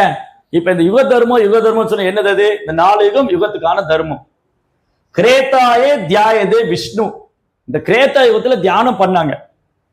நீங்க தியானம் பண்ணணும்னு நினைச்சா சாதாரண விஷயம் இல்ல அது. இப்ப நான் ஒரு 10 நிமிஷம் உங்களை எல்லாரும் கண்ணை மூடிக்கங்க, நீங்க எல்லாரும் கண்ணை மூடிக்கங்க, தியானம் பண்ணுங்கன்னு சொல்றேன். எவ்வளவு பேரால தியானம் பண்ண முடியும்? பாதி பேர் தூங்கிடுவோம், மீதி பேர் எதையோ நினைச்சிட்டு இருப்போம். ஐயோ என் வீட்டுக்கார் வேற வருவாரு, நான் இங்க வந்துட்டேனே ப்ரோக்ராம்க்கு, என் பண்டாட்டி என்ன சொல்லுவாளோ, பையன் வேற காலேஜ் டியூஷன் விட்டு வந்துருவான். சோ மெனி திங்ஸ் இன் மைண்ட்ல, இல்லையா? நம்ம மனசுக்குள்ள 1000 விஷயம் ஓடிட்டு இருக்கும். அப்போ கலியுகத்துல மெடிடேஷன் பண்றது கஷ்டம். ஆனா சத்தியுகத்துல மெடிடேஷன் பண்ணாங்க 1,00,000 வருஷம். அப்படி கிரேதாயே தியாயதே விஷ்ணு. தியானம்னா விஷ்ணு தியானம் பண்ணணும். ஏதோ டியூப் லைட்டு பல்பு எதையோ தியானம் பண்ணக்கூடாது. கிரேதாயே தியாயதே விஷ்ணு. விஷ்ணுவை தியானம் பண்ணணும், பகவானை தியானம் பண்ணணும். சும்மா தியானம் பண்ணுங்கன்னா இன்னைக்கு நிறைய யோகா சென்டர்ல இருக்கு. இப்ப நீங்க எதை வேணா தியானம் பண்ணுங்கம்மா. நீங்க ஃபேனை தியானம் பண்ணுங்க, லைட்டை தியானம் பண்ணுங்க, உங்களுக்கு பிடிச்சதை தியானம் பண்ணுங்க, பிடிக்காது எதை வேணா தியானம் பண்ணுங்க. No, that is not meditation. Meditation mean we have to meditate the supreme lord. தியானம்னு சொன்னா கடவுளை தியானம் பண்ணணும், இறைவனை தியானம் பண்ணணும். அப்ப தியானம் பண்ணா முதல்ல நீங்க ஒரு இடத்துல உட்காரணும். இப்ப நான் வந்து இங்க என்ன பண்ணிருக்கேன், பிரபு வந்து உங்களுக்கு எல்லாம் சேர் போட்டு கொடுத்துருக்காரு. இப்ப சேர் இல்லாம இங்க கீழே உட்கார வச்சா நீங்க எவ்வளவு நேரம் உட்காருவீங்க? ஐயோ இப்படி நெளிஞ்சு அப்படி நெஞ்சு அவர் செவுத்துல போய் பள்ளி மாதிரி ஒட்டிக்கிட்டு, இல்லையா? ஐயோ இங்க வலிக்குது அங்க வலிக்குது, எவ்வளவு நேரம் உட்கார்றது? இது சாமி எப்ப பேசி முடிப்பாரு, இல்லையா? கீழே நம்மளால சம்மணங்கால் போட்டு இப்படி பத்மாசனத்துல கீழே உட்காரணும்னு சொன்னா இந்த உடம்பு முதல்ல ஒத்துழைக்கணும், இல்லையா? அப்ப ஆசனாஸ் பண்ணணும், யோகாசனா. இன்னைக்கு யோகாங்கிற பேர்ல நிறைய பேர் வெறும் ஆசனா தான் பண்றாங்க, கடவுளை விட்டுட்டாங்க. So yogasana is the one of the part of yoga. அது ஃபுல்லா யோகா கிடையாது. யோகான்னு சொன்னா இறைவனோடு கனெக்ட் ஆகுறது. யோகா மீன்ஸ் யோக யுஜ்யதே இது யோகா. யோகானா இறைவனோடு கனெக்ட் பண்றது. அப்ப யோகான்னு சொன்னா அதுல நிறைய இருக்கு, அது ஒரு தனி சப்ஜெக்ட். அது ஆக்சுவலி யமா நியமா பிரத்யாகாரா பிராணயாமா தாரணா ஆசனா தாரணா தியானா தென் சமாதி. சமாதி ஃபைனல் ஸ்டேஜ், 8th ஸ்டேஜ். அந்த 8th ஸ்டேஜ் சமாதிக்கு முன்னாடி தான் தியானம். அப்ப இந்த தியானம் வந்து 7th ஸ்டேஜ். அப்ப ஃபர்ஸ்ட் என்ன பண்ணணும்? யமா நியமா. யோகத்துல வந்து யமா நியமானா இவ்வளவுதான் சாப்பிடணும். நீங்க தவு சாப்பிடக்கூடாதுன்னு நீங்க யோகியா ஆக முடியாது. நீங்க தவு சாப்பிடக்கூடாது, கண்ட நேரத்துல தவு சாப்பிடக்கூடாது, மீகூன் மீகரியெல்லாம் சாப்பிடக்கூடாது, ரொம்ப சாத்திகமான உணவு சாப்பிடணும், காரம் நிறைய போடக்கூடாது. அப்போ அதுல சில யம நியமங்கள்லாம் இருக்கு. எவ்வளவு சாப்பிடணும், எந்த நேரம் சாப்பிடணும், என்ன சாப்பிடணும், இதுதான் ரூல்ஸ் அண்ட் ரெகுலேஷன்ஸ். ஃபர்ஸ்ட் அதை ஃபாலோ பண்ணணும். அங்கதானே சிக்கலே முதல்ல. பிரச்சனையே அங்கதான. யமா நியமா, தென் பிராணயாமா, மூச்சு பயிற்சி பண்ணணும். அதுக்கப்புறம் ஆசனா, உடம்பு வந்து நான் இப்ப இவ்வளவு நேரம் நின்று பேசினா என் உடம்பு ஹெல்ப் பண்ணணும். ஓ ரொம்ப நேரம் பேசி கால் வலிக்கிற மாதிரி, கொஞ்ச நேரம் உட்காந்துக்கலாமா அப்படிலாம் நினைக்கக்கூடாது. மைண்டு வந்து ஃபோக்கஸ்டா இருக்கணும், உடம்பு ஒத்துழைக்கணும். அப்பனா சின்ன சின்ன ஆசனங்கள் பண்ணிருக்கணும், அதெல்லாம் பண்ணணும். அதெல்லாம் பண்ணும்போது ஒரு யோகினால ஒரு இடத்துல உட்கார முடியும். நீங்க வந்து ஒரு 2 மணி நேரம் இங்க உட்காருங்க, அரை மணி நேரம் உட்காருங்கன்னா உங்க உடம்பு ஹெல்ப் பண்ணணும், கோஆபரேட் பண்ணணும். அதுக்குதான் ஆசனா. அதுக்கப்புறம் தியானங்கிறது 7th ஸ்டேஜ். அப்போ சத்தியவத்துல உள்ளவங்கனால தியானம் பண்ண முடிஞ்சுது. இப்ப நம்மளால தியானம் பண்ண முடியாது. நீங்க வேணா ட்ரை பண்ணி பாருங்க. ஒரு அரை மணி நேரம் வீட்டுல உட்காந்து எதையுமே நினைக்க கூடாது, அப்பதான் மனசு நினைக்கும். எதையும் நினைக்காதுன்னு சொன்னாதான் மனசு வந்து குரங்கு மாதிரி முன்னுக்கு பின் வேலை செய்யும். இந்த வீட்டுல சின்ன குழந்தைகளா இருந்தா அதை எடுக்காத, அப்பதான் போய் எடுக்கும். அதை பார்க்காத, அப்பதான் பார்க்கும். மொபைல் எடுக்காத, அப்பதான் எடுக்கும். அந்த மாதிரி நம்ம மைண்ட் வந்து நம்ம சொல்றதுக்கு ஆப்போசிட்டா தான் செய்யும். அதனால இந்த கலியுகத்துல வந்து நம்ம தியானம் பண்ண முடியாது. அடுத்தது திரேதா யுகத்துல என்ன பண்ணாங்கன்னா யஜ்யம் பண்ணாங்க. நிறைய யாகம், பிராமணாஸ் வந்து நிறைய யஜ்யம் பண்ணுவாங்க. அந்த யஜ்யம் பண்ண பிராமணா வந்து பர்ஃபெக்டா இருப்பாங்க. எப்படின்னா யாகம் பண்றதுக்கு முன்னாடி அந்த மந்திரத்தை பரீட்சை பண்ணுவாங்க. எப்படி பரீட்சை பண்ணுவாங்க? ஒரு குதிரையை யாகத்துல போடுவாங்க. அந்த யாக குண்டத்துல குதிரையை போட்ட உடனே அவங்க மந்திரம் சொன்னது புது சரீரத்தோட மேல வரும், நியூ பாடியோட வரும். அப்போ அந்த அளவுக்கு பிராமணா வந்து ரொம்ப பவர்ஃபுல்லா இருந்தாங்க. அந்த யஜ்யம் பண்ற இடம் தூய்மையா இருக்கணும். முதல்ல ஏறு வச்சு உழுது அந்த இடத்த கிளீன் பண்ணி அது கிளீனா இருக்கணும். யாகத்துக்கு தூய்மையான நெய் கிடைக்கணும். இங்க பசும்பால் கிடைக்கிறது பெரிய விஷயமா இருக்கு, எங்க நெய்க்கு போறது? எல்லாம் கெமிக்கல் பால், கெமிக்கல் நெய் தான் சாப்பிட்றோம்.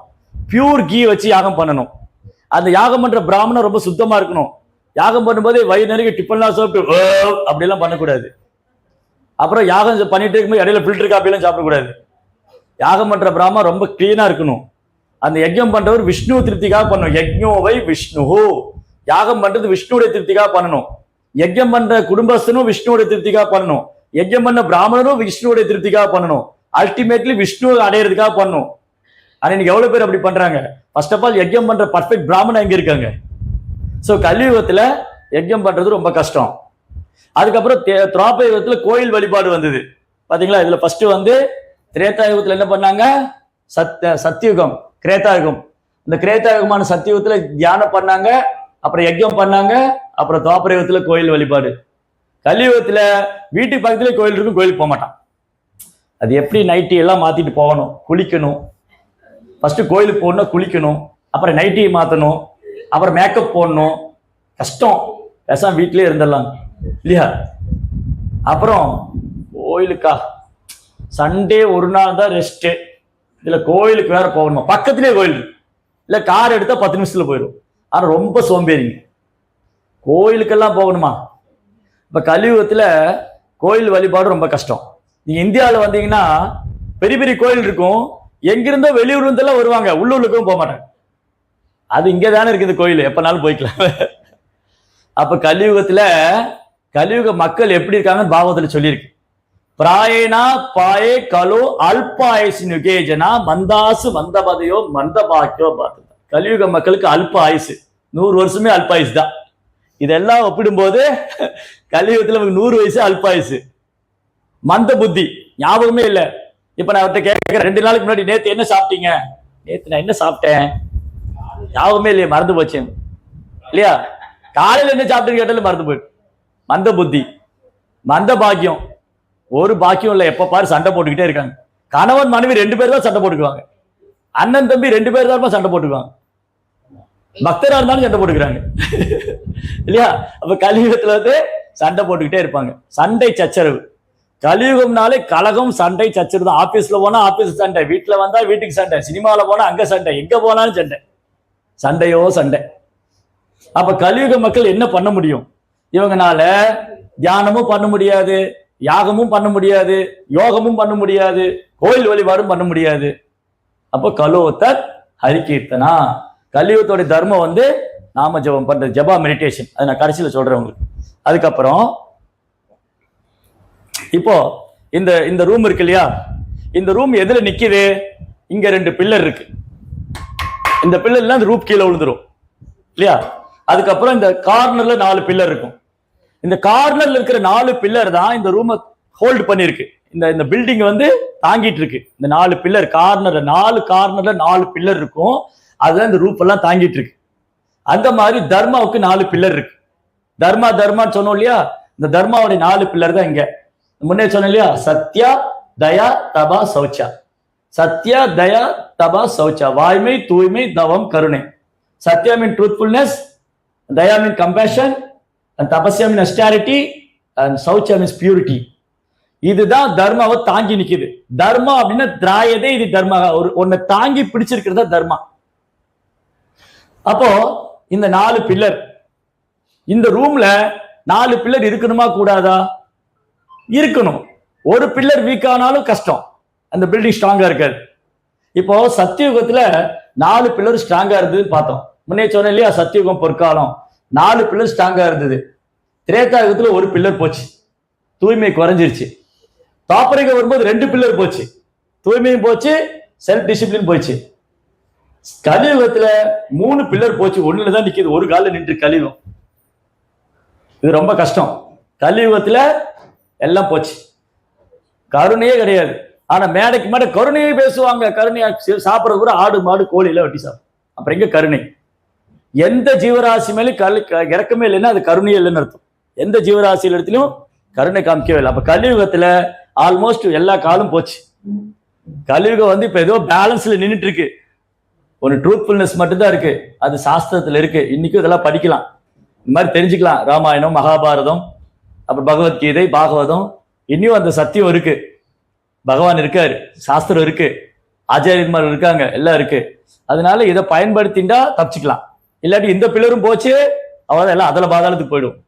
அதனால இந்த கலியுகத்துல வந்து எல்லாம் போச்சு, ஒரு பில்லர் தான் இருக்கு. ஒரு யுகத்திலேயே பாருங்க ஒரு பில்லரா குறைஞ்சிட்டே வரும்.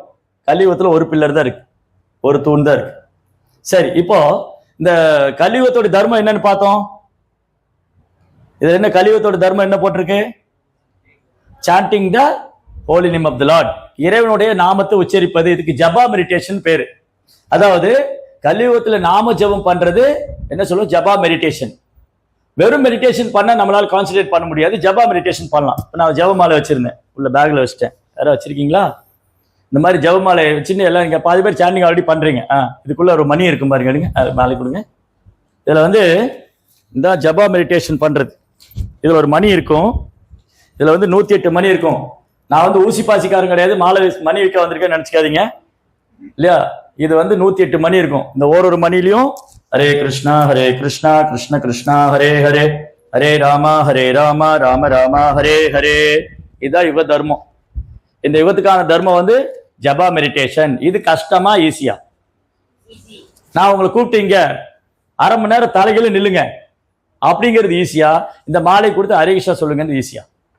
இது ரொம்ப ஈஸி இல்லையா? இந்த ஹரே கிருஷ்ணா ஜபம் வந்து ரொம்ப ரொம்ப ஈஸி, ரைட்? அப்போ இந்த கலியுகத்துல மக்களுக்கு வந்து எல்லாருமே ரொம்ப எளிமையான வழிமுறை, ரொம்ப ஈஸியா ஏதாவது சொல்லுங்களேன். ஏதாவது சொன்னா கஷ்டமான வேலை கொடுக்காதீங்க, ஈஸியா சொல்லுங்க, எல்லாமே ஷார்ட்கட் வேணும். அப்ப கடவுள் என்ன பண்ணாரு?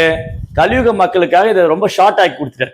கலியுகத்துல வந்து நீங்க சாண்டிங் பண்ணுங்க, இதுதான் இந்த யுகத்துக்கான தர்மம். கலோ தத் ஹரி கீர்த்தனா. கலியுகத்தோட தர்மம் வந்து ஹரி கீர்த்தனம். கிரேதாயே தியாயதே விஷ்ணு தேதாயாம் யஜதோமகை துவாபரி பரிஜயாக்ஞா கலோ தத் ஹரி கீர்த்தனா. முதல் யுகத்துல வந்து தியானம் இருந்தது, இரண்டாவது யுகத்துல யாகம் இருந்தது, மூணாவது யுகத்துல வந்து கோயில் வழிபாடு இருந்தது. கலியுகத்துல இதெல்லாம் கஷ்டம். அப்போ ஒரு அப்பா என்ன பண்ணுவாரு? சின்ன குழந்தைக்கு பேட் வாங்கி கொடுப்பாரு. முதல்ல சின்ன குழந்தைக்கு என்ன பேட் வாங்கி தருவாரு? பிளாஸ்டிக்ல வாங்கி கொடுப்பாரு. அந்த குழந்தை பெரிய பேட் எல்லாம் பிடிச்சிக்க முடியாது. ஏன்னா அதோட கெப்பாசிட்டி என்னது? சின்ன பேட்டு தான். இந்த பிளாஸ்டிக்ல பாலு இல்லையா, சில குழந்தைகளுக்கு வந்து பிளாஸ்டிக் பாலு பேப்பர்லாம் வந்து உருட்டி விளையாடுவாங்க. அந்த குழந்தைகிட்ட போய் நான் டெண்டுல்கரோட பேட்டு கொடுத்தா பிடிக்க முடியுமா? ஏ, டெண்டுல்கரோட பேட்டு கொடுத்து இது சச்சினோட பேட்டு நீ யூஸ் பண்ணிக்கணும், அந்த குழந்தைனா தூக்கு, அந்த பேட் ஹைட்டு தான் அந்த குழந்தையே இருக்கும், அந்த பேட் ஹைட்டு கூட இருக்காது இல்லையா? அப்போ அதுக்கு தகுந்த மாதிரி செய்யணும். அப்ப கிருஷ்ணர் என்ன பண்ணாரு? ஒரு யுகத்துக்கு தகுந்த மாதிரி தர்மம் வச்சிருக்காரு. சத்தியுகத்தில் உள்ளவங்களும் 1 லட்சம் வாழ முடியும், சரி இவங்க தியானம் பண்ணட்டும், ரொம்ப ஈஸியா அவங்களுக்கு. கிரேதாயுகத்தில் உள்ளவங்க தியானம் பண்ண முடியாது, சரி யாகம் பண்ணட்டும், அது அவங்களுக்கு ஈஸியா இருக்கும்.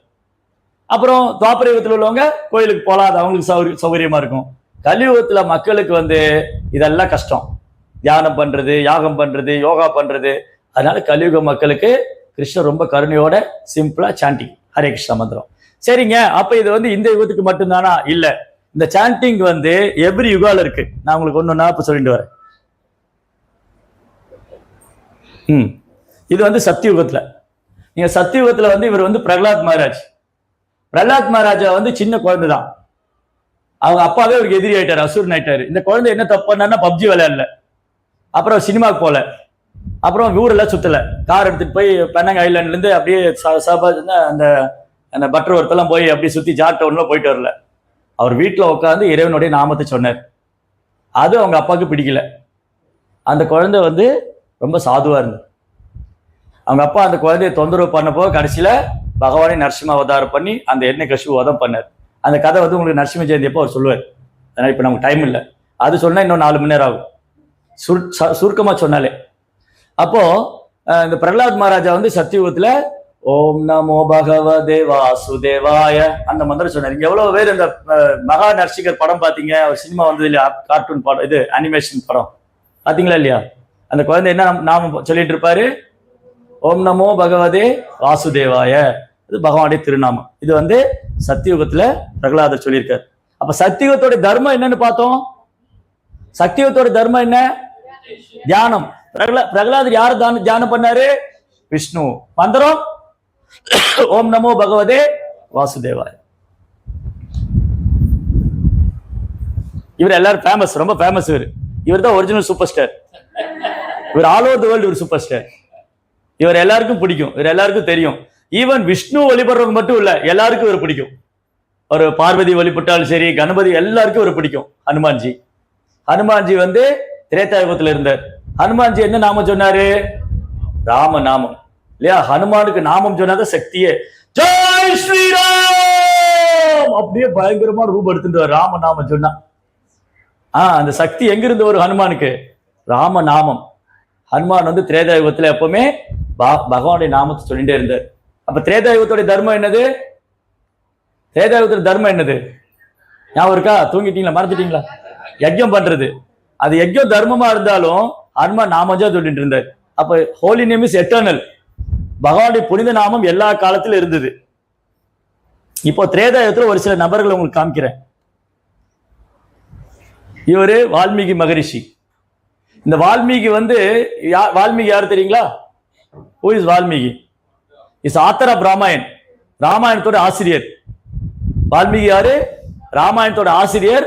ராமருடைய குழந்தைகளுக்கு குரு, லவகுஷாவுடைய குரு இவர். ஆனா இவர் எப்படி வால்மீகி ஆனாரு? அவர் பெரிய கதை, நான் ஷார்ட்டா சொல்றேன். இவர் எப்படி வால்மீகி ஆனாரு? இவர் ஒரு பெரிய கொள்ளைக்காரனா இருந்தார். காட்டுல வழிப்பறி பண்ற ரத்னாகரன்கள் கொள்ளைக்காரன். ரத்னாகர்னு சொல்லி கொள்ளையடிச்சுட்டு இருந்தவர். எப்படி இவ்வளவு பெரிய கொள்ளைக்காரன் வந்து எப்படி வால்மீகி ஆனாரு? அவர் நாரத முனிவரை சந்திச்சார். நாரதரை சந்திச்சார். நாரதன்னு சொன்னா தெரியுமா? நாரதரை தெரியாதவங்க யாரா இருக்கீங்களா? ஆனா சினிமால தப்பா சொல்லுவாங்க, அவர் கலகம் மூட்டி விட்டுருவாரு. Completely wrong. நாரதா அப்படின்னு சொன்னா நாராயணனை தருபவர், நாராயணன் மேல பக்தியை தருபவர், நாராயணன் மேல நம்பிக்கையை தருபவர். நாரதரை யார் பார்த்தாலும் கிருஷ்ண பக்தர் ஆயிடுவாங்க. அப்படி தூய்மையான பக்தர் அவர். நாரதரை பார்த்ததுனால ரத்னாகங்கிற கொள்ளைக்காரன் வால்மீகிங்கிற மகா முனிவரானார். எப்படி? அவர் ராம நாமம் சொன்னார். அவர் ரொம்ப பாவம் பண்ணியிருந்தாரு. அவர் வாயில ராமாங்கிற வார்த்தையே வரல. அப்போ உனக்கு என்ன வாயில வரும்? அவர் சொன்ன காட்டுல வந்து நான் கொலை பண்ணுவேன், மரான் தான் வரும். இப்ப தமிழ்நாட்டுல வந்து கோலவெறின்னு பாடிக்கிட்டே இருப்பாங்க. அதனால அப்படிதான் பைத்தியம் ஆயிட்டாங்க. அது வேற சப்ஜெக்ட். இப்ப இங்க என்ன சப்ஜெக்ட் என்னன்னா, ரத்னாகருக்கு வாயில அவர் சொன்னாரு, நாரதர் வந்து நீ ராமா சொல்லுனார். இப்ப நீங்க எல்லாம் ராமா சொல்ல முடியுமா? சொல்லுங்க பார்க்கலாம். கேட்கல சத்தமா? இன்னும் சத்தமா? அப்ப இங்க எல்லாம் ரொம்ப பாக்கியம் பண்ணிருக்கோம். நம்ம எல்லாம் ரொம்ப பாக்கியம் பண்ணிருக்கனால ராம நாமம் சொல்றோம். அவர் ரொம்ப பாவம் பண்ணியிருந்தாரு. காட்டுல வந்து வழிப்பறி பண்ணி கொள்ளை அடிச்சு, அன்னைக்கெல்லாம் வழிப்பறி வந்து கொள்ளைக்காரன் பண்ணான். இன்னைக்கு கவர்மெண்டே பண்றான். ஊருக்கு டோல்கேட் வச்சுட்டு வழிப்பறி பண்றான். அது வேற டிபார்ட்மெண்ட். ரத்னாகர் வந்து வழிப்பறி பண்ணிட்டு இருந்தவர், கொள்ளை அடிச்சார், கொலை பண்ணார். அப்பேற்பட்ட பாவம் செஞ்சதுனால அவர் வாயில ராமநாமம் வரல. வரல. அவர் அழறாரு, என்னால நீங்க சொல்ற மந்திரம் சொல்ல முடியலன்னு. அப்ப நீ என்ன சொல்லுவேன்னா, மரா, சான்ஸ்கிரிட்ல மரானா கொல்லுன்னு அர்த்தம். நீங்க எவ்வளவு பேர் ஹிந்தி சினிமா பாத்திருக்கீங்க? ஹிந்தி சினிமா பார்த்தீங்கன்னா அதுல வரும் கத்தி மாரவஸ்கம் இல்லையா? ஹீரோ வந்து ஹீரோயினை கடத்தின்னு போயிட்டு ஹீரோ வந்து அவனை குத்து மாரவஸ்கம். சோ அந்த மாதிரி சான்ஸ்கிரிட்ல மாறான்னா கொல்லுன்னு அர்த்தம். இவன் கொன்னு அவனுக்கு வாயில கொல்லுன்னு தான் வருது. மாறான்னு சரி, நீ அதே சொல்லுனார். அவர் உட்காந்துட்டு மரா மரா மரா மரா மரா மரா மரா மராமா. பாருங்க, குருவோட கருணையால ஒரு கொலகாரனும் பெரிய வால்மீகின்னு சொன்னா சான்ஸ்கிரிட்ல புற்றுன்னு பேர். சான்ஸ்கிரிட்ல வால்மீகி புற்றுன்னு பேர். அவர் 60,000 வருஷம் தவம் பண்ணார். சத்தியுகத்துல எவ்வளவு லட்சம் வருஷம் வாழ்ந்தாங்க? 1,00,000 வருஷம். 60,000 வருஷம் அவர் தவம் பண்ணார் வால்மீகி. அவர் ராமநாமம் சொல்லி குருவோடைய கருணையால ராமரை நேருக்கு நேரா தரிசனம் பண்ணார். அது எப்படி நடந்தது?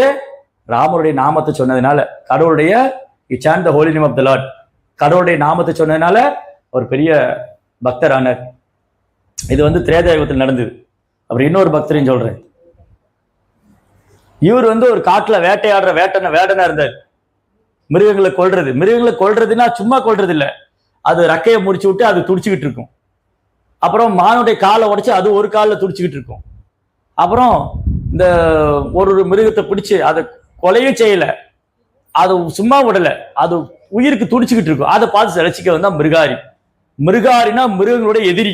மிருகங்களுக்கு அவனை கண்டாலும் மிருகங்கள்லாம் ஓடும். அப்பேற்பட்ட கொடூரமா இருந்த மிருகாரி அவர் ஒரு நாள் நாரதரை சந்திச்சார். அவர் சொன்னார், டேய் நீ ரொம்ப பாவம் பண்றடா, இவ்வளவு உயிரினத்தை கொல்றே, நீ நரகத்துக்கு தான் போவேன்னு. எனக்கு என்ன பண்றது, எனக்கு இதுதான் தெரியும், நான் எப்படி சாப்பிடுவேன், என் குடும்பத்துக்குள்ள எப்படி சாப்பாடு போடுவேன்னு. நீ அந்த வில்லை உடச்சு போடு, நான் சொல்ற மாதிரி உனக்கு உணவு கிடைக்கும்னார். என்ன சொன்னார், அவர் உட்காந்து நீ ராம நாமம் சொல்லுனார், நீ வந்து ஹரே கிருஷ்ணா மந்திரம் சொல்லு. அவர் நாரதர் மேல நம்பிக்கை வச்சு இந்த வில்லை உடச்சு போட்டுட்டு அவர் உட்காந்து ஹரே கிருஷ்ணா கிருஷ்ண கிருஷ்ணா ஹரே ஹரே, ஹரே ராமா ராம ராமா ஹரே ஹரே. இப்ப என்னாச்சுன்னா, ஒரு வேடன், காட்டுல வேட்டையாடக்கூடிய ஒரு வேடன் வந்து ஒரு சாது ஆயிட்டாருன்னு சுத்து வட்டார கிராமத்துல எல்லாம் அவர் பார்க்க வர்றாங்க. வரும்போது அரிசி, பருப்பு, கோதுமை, காய்கறி, பால், பழம் எல்லாம் கொண்டு வர்றாங்க. இப்ப என்னாச்சு, அவருக்கு தேவைக்கு மேல உணவு கிடைச்சது. அதனால கடவுள் மேல நம்பிக்கை இருந்தா போதும், நமக்கு உணவு கிடைக்குமா கிடைக்காத, நான் செத்து போயிடுவேனா நான் வாழ்வேனாங்கிற சந்தேகம் எல்லாம் வேண்டாம். இறைவன் மேல் நம்பிக்கை வைத்தால் எல்லாருக்கும் வாழ்க்கை உண்டு. கடவுளை நம்பாதவங்க கூட இன்னைக்கு எல்லாம் கிடைச்சிட்டு தான் இருக்கு. நீங்க எல்லாம் யோசிச்சு பாருங்க, கடவுள் இல்லைன்னு சொல்றவங்க நல்லா தான் வாழ்ந்துட்டு இருக்கான். எங்கேயாவது காட்டுல இருக்கிற சிங்கம், புலி போய் கடவுள்கிட்ட பிரார்த்தனை பண்ணிதான் எனக்கு உணவு கொடுங்கன்னு. யானை வந்து டன் கணக்கா சாப்பிடும், கோயில்ல வந்து எனக்கு சாப்பாடு கொடுன்னு கேக்குதா? அப்போ ஒரு விலங்குக்கு தேவையான உணவு கடவுள் கொடுத்திருக்காரு. நம்பிக்கை இல்லாதவனுக்கு கடவுள் உணவு கொடுக்குறாரு. அப்போ நம்பிக்கை உள்ள நம்ம பக்தி பண்ண ஏன் கொடுக்க மாட்டாரு இல்லையா? சோ அதனால இவர் வந்து நாரதர் குருவோடைய வார்த்தையில் நம்பிக்கை இருந்தது. நாரதர் தன் குருவை எடுத்துக்கிட்டாரு, குருவோடைய வார்த்தையில நம்பிக்கை இருந்தது, அவர் சாதுவானாரு. அதுக்கப்புறம் ஒரு நாள் நாரதர் மிருகாரி பார்க்க வர்றாரு, தன்னுடைய சீடன் எப்படி இருக்காருன்னு. நாரதர் பார்க்கும்போது அவர் குதிச்சு ஓடி வந்தார். அவர் கேட்கிறாரு, கூட அவர் ஃப்ரெண்டு வந்தாரு, நாரதருடைய ஃப்ரெண்டு வந்து பர்வதமுனி. பர்வதர் கேட்கிறாரு, உன் சீடன் உன்னை பார்த்துட்டு ரொம்ப சந்தோஷமா ஓடி வராரு, ஏன் குதிச்சு ஓடி வர்றாரு, நீ அவருக்கே கேளுங்க. அப்ப அவர் கேட்டார், ஏன்பா நீ குதிச்சு ஓடி வந்த? அவர் சொன்னாரு, நான் வரும்போது எறும்பெல்லாம் போயிட்டு இருந்து மிதிக்க கூடாது, அந்த எறும்பை மிதிக்க கூடாதுன்னு குதிச்சு வந்தேன்னாரு. எப்படி இருந்தவர், எப்படி டிரான்ஸ்பர்மேஷன் பாருங்க. கொலகாரனா இருந்தவர் ஒரு எறும்பு கூட கொல்லக்கூடாதுன்னு நினைக்கிறாரு. அதுதான் பக்தருடைய கருணை, பக்தருடைய சங்கம். நாரதுடைய சங்கத்தினால அவர் பகவானுடைய நாமத்தை சொன்னார். ஹரே கிருஷ்ணா கிருஷ்ண கிருஷ்ணா ஹரே ஹரே, ஹரே ராம ராம ராம ஹரே ஹரே. இதுவும் திரேதாயுகத்தில் நடந்ததுதான். ரெண்டு முனிவர் இருக்காங்க, ஒருத்தர் வால்மீகி, ஒருத்தர் வசிஷ்டர், இன்னொருத்தர் வந்து விஸ்வாமித்ரா. இவங்க ரெண்டு பேரும் ராமர் வந்து குழந்தையில இருந்தே பார்த்தவங்க. வால்மீகி வந்து ராமருடைய குல குரு, இவர் இருக்கார் இல்லையா, இவர் வால்மீகி, அவர் விஸ்வாமித்ரா. ஆனா இவங்க ரெண்டு பேருக்குள்ள அண்டர்ஸ்டாண்டிங் கிடையாது, பொறாமை இருக்கு. விஸ்வாமித்திற்கு வால்மீகி மேல பொறாமை, வசிஷ்டர் மேல. விஸ்வாமித்திரருக்கு வசிஷ்டரை பிடிக்காது. ஆனா ரெண்டு பேருக்கு ராமர் மேல அன்பு இருந்தது.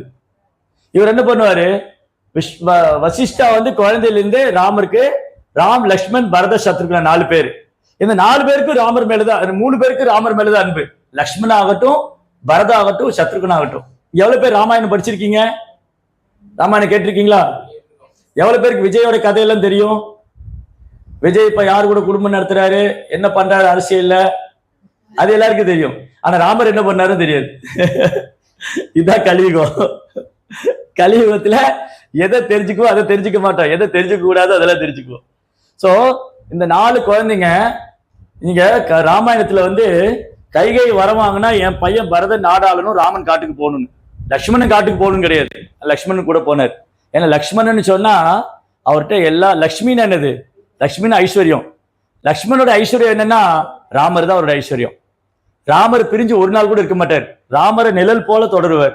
எப்பவுமே ராமருடைய நாமத்தை சொல்லிட்டே இருப்பார் லக்ஷ்மணன். அவங்க 2 உடல் ஒரு உயிர் லக்ஷ்மணன். சோ பரதன்னு சொன்னா ரொம்ப பொறுமை.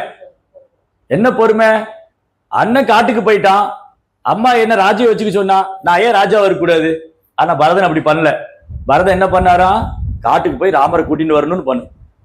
ராமர் சொன்ன நான் வரமாட்டேன், அப்பாவுக்கு வாக்கு கொடுத்துருக்கேன், நான் வரமாட்டேன்னாரு. அப்ப நீ வர வரைக்கும் நான் இங்கிருந்து போக மாட்டேன், இங்கேயே உண்ணாவிரதம் உடலை விட்டுருவேன். அப்ப பரதனுக்கு வந்து ராமர் மேல எவ்வளவு அன்பு. கடைசியில் ராமருடைய பாதுகை வாங்கி வந்தார், ராமருடைய செப்பலை வந்து தலையில வச்சுட்டு வந்தாரு. அதை கொண்டு வந்து அயோத்தியாவோட அரியாசனத்துல வச்சுக்கிட்டு, அயோத்தியாவுக்கு வெளியில ஒரு கிராமம் இருக்கு, இன்னைக்கும் இருக்கு. பரதன் வந்து தரையில ஒரு குழி தோண்டிட்டு அந்த குகைக்குள்ள போய் அங்க வந்து சாப்பிடாம வெறும் கிழங்கு பாலம் மட்டும் சாப்பிட்டு 14 வருஷம் இருந்தார். ராமர் திரும்ப வர வரைக்கும் நான் அயோத்தியாவுக்குள்ள போக மாட்டேன். சத்ருகனா அவனுக்கு எதிரியே கிடையாது. யார் எதிரி? நமக்கெல்லாம் எதிரி யாரு? பக்கத்து வீட்டுக்காரங்க இல்ல, ஏத்த வீட்டுக்காரங்க இல்ல. காமம், கோபம், பேராசை, இந்த எதிரிகளை வென்றவன் தான் சத்ருகனா. சோ இவங்க 4 பேரும் ராமர், இவங்க 3 பேரும் ராமர் மேல அன்பு வச்சிருந்ததுனால இவங்க அந்த எதிரிகள் எல்லாம் ஜெயிச்சாங்க. பரதன் பொறுமையா இருந்தார், லக்ஷ்மணன் ராமன் மேல அன்பு வச்சிருந்தார், சத்ருகனை எதிரிகளே நெருங்க முடியாது. எந்த மாதிரி எதிரிங்க? புலன்களால வரக்கூடிய எதிரிங்க. ரைட். ஸோ வசிஷ்டா வந்து இந்த 4 பேருக்கும் ரொம்ப அழகா சாஸ்திரம்லாம் சொல்லி கொடுத்தார். அவருக்கு தெரியும் ராமர் வந்து கடவுள். அது மாதிரி விஸ்வாமித்ரா அப்படின்னு சொன்னா இந்த உலகத்துக்கே நண்பனா இருந்தார். விஸ்வம்னா இந்த பிரபஞ்சம், மித்ரானது பிரபஞ்சத்துடைய நண்பன். அவர் என்ன பண்ணாரு? எப்போ ராமநாம சொல்லிட்டே இருந்தாரு. ராமர் அவரை தேடி போய் அவருடைய சேவை ஏத்துட்டார். ஆக்சுவலி ராமர் அவருக்கு சேவை கொடுத்தார். ஆனா பார்த்தா ராமர் அவருக்கு சேவை பண்ண மாதிரி இருக்கும். ஸோ ஈவன் வசிஷ்டா, விஸ்வாமித்ரா இவங்களும் ராமநாம சொல்லியிருக்காங்க. ஸோ இந்த 4 பிரதர்ஸ், ராம், லக்ஷ்மண், பரத, சத்ருகனா, குகா, இவங்க எல்லாருமே ராமர் மேல ரொம்ப அன்பு வச்சிருந்தாங்க. அவங்க எப்பவுமே ராமருடைய நாமத்தை சொல்லிட்டே இருந்தாங்க. ராமாயணத்தில் இன்னொரு முக்கியமான கேரக்டர் இவங்க சபரி அம்மா. இந்த அம்மாவிட்ட வந்து இவங்க ஒன்றும் பெரிய எஜுகேட்டட் லேடியெல்லாம் இல்லை. தசுபூசன் இங்கிலீஷ்ல அவங்க பேச தெரியாது. அப்புறம் ஐடி கம்பெனியில் ஒர்க் பண்ணல. அவங்க சாஃப்ட்வேர் இன்ஜினியர் கிடையாது. ரொம்ப சாதாரணமா ஆசிரமத்துக்கு கூட்டுற ஒரு பொண்ணு, ஒரு வயசான மூதாது பாட்டி. அப்போ ஒரு நாள் அவங்க குரு, அந்த அம்மாவுடைய குரு வந்து மாதங்கி ரிஷி வந்து அந்த உடலை விட்டு இறைவனுடைய உலகத்துக்கு போறாரு. அப்ப இந்த அம்மாவை கூப்பிட்டு சொன்னாரு, இந்த ஆசிரமத்துக்கு ஒரு நாள் ராமர் வருவாரு, நீ காத்துண்டுரு அப்படின்னு சொல்லிட்டு போயிட்டாரு. எப்போ வருவான்னு சொல்லல. அது நாளைக்கு வருவாரா, ஒரு வாரம் கழிச்சு வருவாரா, ஒரு மாசம் கழிச்சு வருவாரா, ஒரு வருஷம் கழிச்சு வர போறாரா தெரியாது. அந்த அம்மா தினமும் ராம நாம சொல்லிட்டு பழங்கள்லாம் சேகரிச்சு வச்சுட்டே இருப்பாங்க. ராமர் இன்னைக்கு வருவாரு, இன்னைக்கு அந்த நம்பிக்கை இருந்தது. பகவானுடைய நாமத்து மேல நம்பிக்கை இருந்தது, குரு மேல நம்பிக்கை இருந்தது. அந்த பழங்கள் எல்லாம் சேகரிச்சு வச்சுட்டே இருந்தாங்க. ஒரு நாள் ராமர் வந்தார். ஜெய் ஸ்ரீ ராமச்சந்திர பிரபுக்கு சத்தம் பத்தாது. ராமர் வந்தார் ஒரு நாள். ரைட். இது வந்து இன்னொரு ஸ்டோரி ராமாயணத்துல. இந்த ஜடாயு, இங்க 2 பருந்து பாக்குறீங்க. ஒன்னு ஜடாயுன்னு ஒன்னு சம்பாந்தி. இந்த ஜடாயு, இது வந்து ஜடாயு, அது சம்பாந்தி. ஜடாயு வந்து ராவணன் கூட சண்டை போட்டு சீதாதேவி ராவணனை கடத்தின்னு போகும்போது, ராவணன் வந்து சீதையை கடத்தின்னு போகும்போது ஜடாயு சண்டை போட்டு ராவணன் கூட சண்டை போட முடியாது, உயிரை விட்டுருவார். இந்த சம்பாந்தி பருந்து என்ன ஆகும்னா அதுக்கு ரெக்க போயிடும். ஒரு நாள் ஜடாயு சம்பாந்தி 2 பேரும் அண்ணன் தம்பிங்க. ஒரு நாள் அவங்க உயரத்துல பறந்து சூரியன் வரைக்கும் போனாங்க. சூரியன் கிட்ட போனோன்னே அந்த உஷ்ணம் தாங்காம அந்த சம்பாதியோட ரெக்கையெல்லாம் அறுத்து கட்டாயி விழுந்துருச்சு, எரிஞ்சு போச்சு. எரிஞ்சு அப்படியே கரிஞ்சு போய் அந்த பருந்து கீழே விழுந்துருச்சு. அப்போ ஒரு நாள் அது வந்து நினைச்சது, இப்ப எனக்கு ரெக்கை இல்லை, நான் எப்படி உணவு தேடி போவேன், அதனால நான் வந்து இந்த மலை உச்சிருந்து குதிச்சு தற்கொலை பண்ணிக்கலாம். அப்ப அங்க இருக்கிற முனிவர்கள்லாம் சொன்னாங்க, நீ தற்கொலை பண்ணிக்க வேண்டாம், ஒரு நாள் ராமர் வந்து சீதையை தேடி வருவாரு, அப்ப நீ வந்து சீதை இருக்கிற இடம் சொன்னீங்கன்னா உனக்கு ரெக்க வரும்னு சொன்னார். அப்போ நலன், நீலன், ஜாம்பவான், அங்கதன் எல்லாம் சீதையை தேடி போகும்போது இந்த பருந்து சொன்னாங்க, இங்க இருந்து 100 யோஜனை 800 மைல் கடல் கடந்து போனா லங்கையில சீதை இருக்காங்க, என்னால ரொம்ப தூரம் பார்க்க முடியும். இந்த பருந்து எல்லாம் இருக்கு இல்லையா, அது ரொம்ப தூரம் பார்க்கும். நம்ம தான் பெருசு நினைச்சிட்டு இருக்கோம். சில மனுஷங்க வந்து ரொம்ப முட்டாள். நம்ம என்ன நினைச்சிட்டு இருக்கோம், நான் ரொம்ப பெரிய பாக்கியசாலின்னு. ஆனா என்னால வந்து இப்ப கரண்ட் போச்சுன்னா பார்க்க முடியாது. என்னுடைய பார்வைக்கு அவ்வளவு சக்தி. கரண்ட் போச்சுன்னா பார்க்க முடியாது. ஒரு குறிப்பிட்ட நேரத்துக்கு மேல கேட்க முடியாது, நுகர முடியாது. ஆனா நாய்க்கு நம்மளோட மோப்ப சக்தி அதிகமா இருக்கு. பறவை நம்ம தூரத்துலேருந்து ரொம்ப தூரத்துல கழுவினால பார்க்க முடியும். அதனால எல்லாத்துலயும் நான் தான் பெஸ்ட் நினைச்சு கூடாது. நம்மளோட பெஸ்டான உயிரினங்கள்லாம் இருக்கு. இந்த சம்பாதி சொல்லி அது நினைச்சது. அப்போ அவங்க சொன்னாங்க, இந்த மாதிரி ராமர் சீதையை தேடி வருவாங்க, அப்ப சீதை இருக்கிற இடம் சொன்னா உனக்கு ரெக்கம் முளைச்சிடும். அதே மாதிரி இந்த ஹனுமான்லாம் போனப்போ அந்த சம்பாதி சொன்னாங்க, லங்கையில தான் சீதையை வந்து அந்த ராவணன் சிறைப்பிடிச்சு வச்சிருக்கான் அப்படி சொல்லி ராம் ராம் ராம் சொன்ன அதுக்கு ரெக்க வந்து அப்படி பறந்து போயிடுச்சு. ஜெய் ஸ்ரீராம். இது அயோத்தியாவாசிங்க.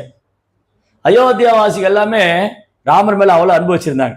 அது சின்ன குழந்தைங்க, வயசானவங்க, பெண்கள் எல்லாருமே அவங்க ராமர் தான் உயிர். ராமர் வனவாசம் போகும்போது அவங்கள அழுதாங்க, ராமர் நம்மளை விட்டு போறாரு. அவங்க எப்பவுமே ராமரை நினைச்சுட்டே இருப்பாங்க, ராம நாமத்தை சொல்லிட்டே இருப்பாங்க. அதனால இந்த இறைவனுடைய நாமத்தை சொல்றதுங்கிறது இன்னைக்கு வந்து புதுசு இல்லை, சத்தியுகத்துல இருந்து இருக்கு, திரேதாயுகத்துல இருக்கு. இது யாரு? திரௌபதிக்கு என்ன நடந்தது? இந்த கதை எல்லாருக்கும் தெரியும். துச்சாசன் வந்து சேலையை இழுத்து பிடிச்சாங்க. அப்ப அந்த சபையில கிருஷ்ணர் இருந்தாரா? இல்லையே. அப்ப திரௌபதி எப்படி காப்பாற்றப்பட்டாங்க? திரௌபதி என்ன பண்ணாங்க? முதல்ல திரௌபதி என்ன பண்ணாங்க? ஃபர்ஸ்ட் நேரா திருதராஷ்டிரன் போனாங்க. திருதராஷ்டிரரே ராஜா, நீங்க தான் உங்க சபையில நியாயம் உள்ளது, இந்த பொண்ணை அவமானப்படுத்துறாங்க. திருதராஷ்டிரர் கண் பார்வை கிடையாது, மூளை கிடையாது அவருக்கு. அவர் ஒன்றும் பேசாம உட்கார்ந்துருக்காரு.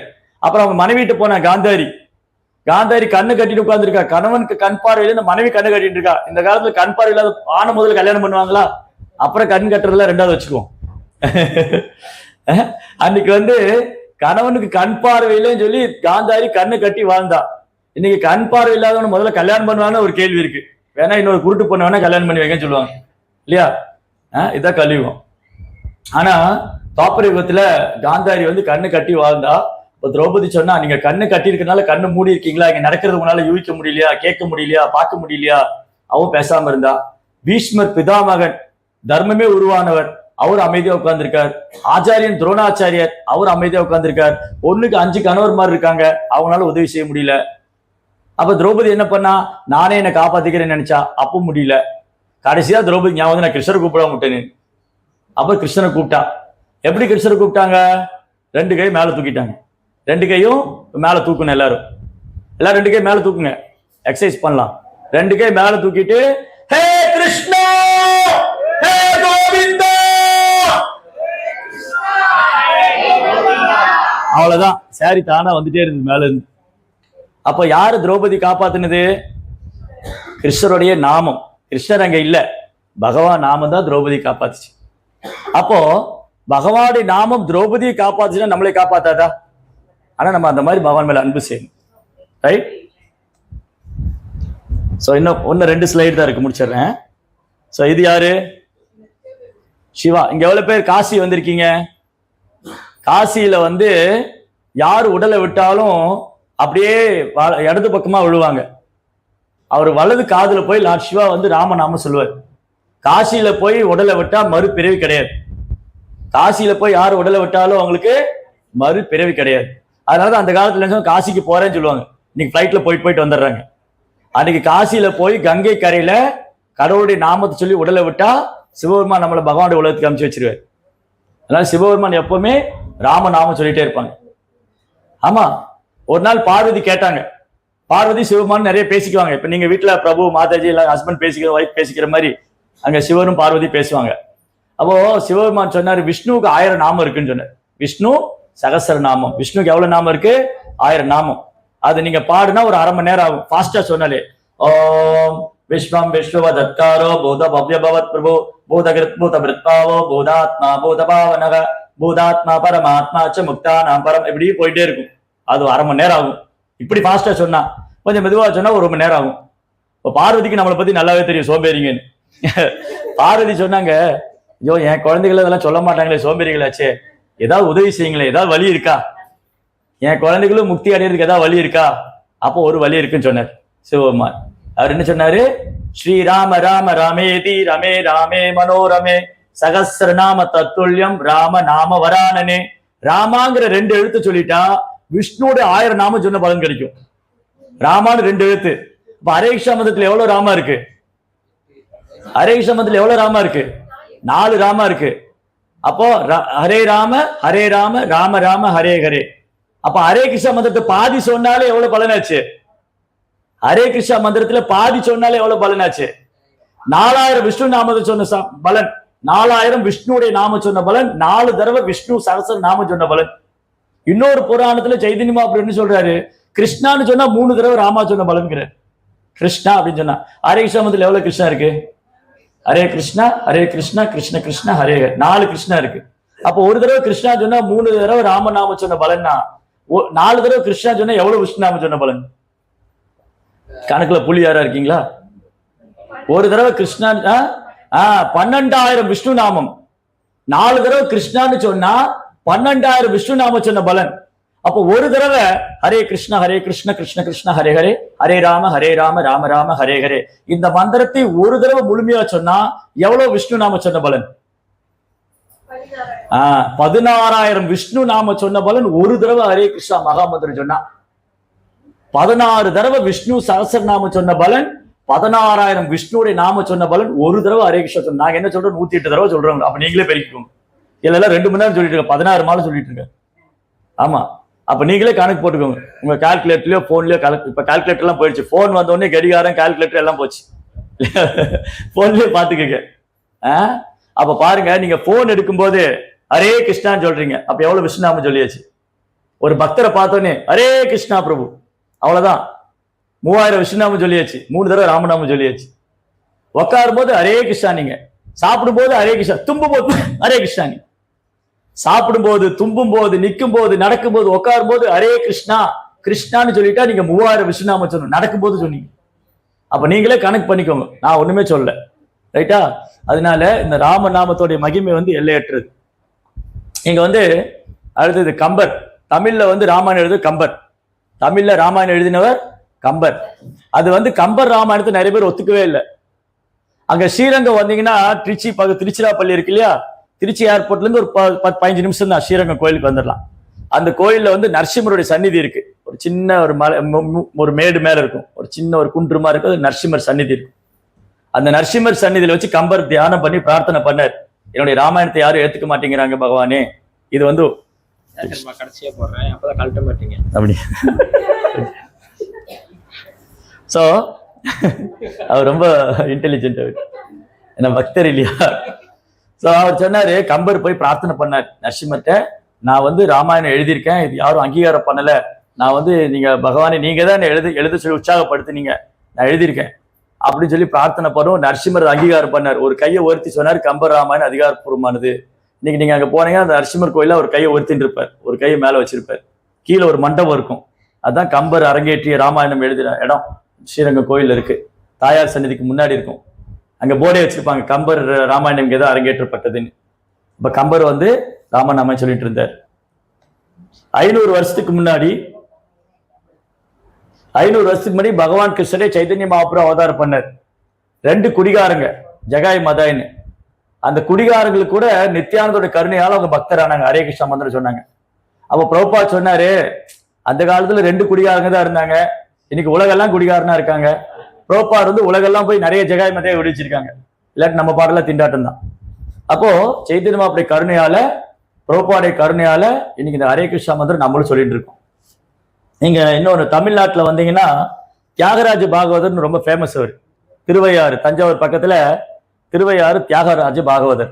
அவர் ராமநாமம் சொல்லிட்டு இருந்தார், 3 லட்சம் நாமங்களுக்கு மேல சொல்லி அவருடைய தியானத்துல பகவான் ராமரே தரிசனம் கொடுத்தாரு நேர்ல அப்ப பகவானுடைய நாமத்தை சொல்லி எவ்வளவு பேர் பலன் அடைச்சிருக்காங்க பாருங்க. இதெல்லாம் சாஸ்திரத்துல இருக்கு. இது உண்மையா நான் கதை ஓடுறதுக்கெல்லாம் வரல, டைம் பாஸ் பண்றதுக்கெல்லாம் வரல, இதுக்காக நான் ஃபிளைட் பிடிச்செல்லாம் வர வேண்டியது இல்லை. கதை ஓடுறதுக்கு டைம் பாஸ் அங்கேயே உட்காந்து பண்ணலாம். ஸோ இதெல்லாம் இவ்வளவு முக்கியம், இதெல்லாம் நடந்திருக்கு, இதெல்லாம் உண்மை. ஸோ அதனால சாஸ்திரம் என்ன சொல்லியிருக்குன்னா, இங்க பாருங்க, சத்தியுக மக்கள் எல்லாம் நான் கலியுகத்துல பிறக்க மாட்டேன்னு வேண்டிக்கிட்டு இருக்காங்களாம். ஏன்னா அந்த யுகத்துல கஷ்டம் கடவுள் அடையிறது, 1 லட்சம் வருஷம் தவம் பண்ணணும். கலியுகத்துல ஹரே கிருஷ்ணா மந்திரம் சொன்னா போயிடலாம் கடவுள்கிட்ட. அப்ப எவ்வளவு சுலபமாக்கி கொடுத்துட்டாரு. அதனால ஹரே கிருஷ்ணா மந்திரம் ஜபம் பண்ணி எல்லாரும் சந்தோஷமா இருக்கணும். ஹரே கிருஷ்ணா கிருஷ்ண கிருஷ்ண ஹரே ஹரே, ஹரே ராம ராம ராம ஹரே ஹரே. ஜெய் ஸ்ரீ பிரபு.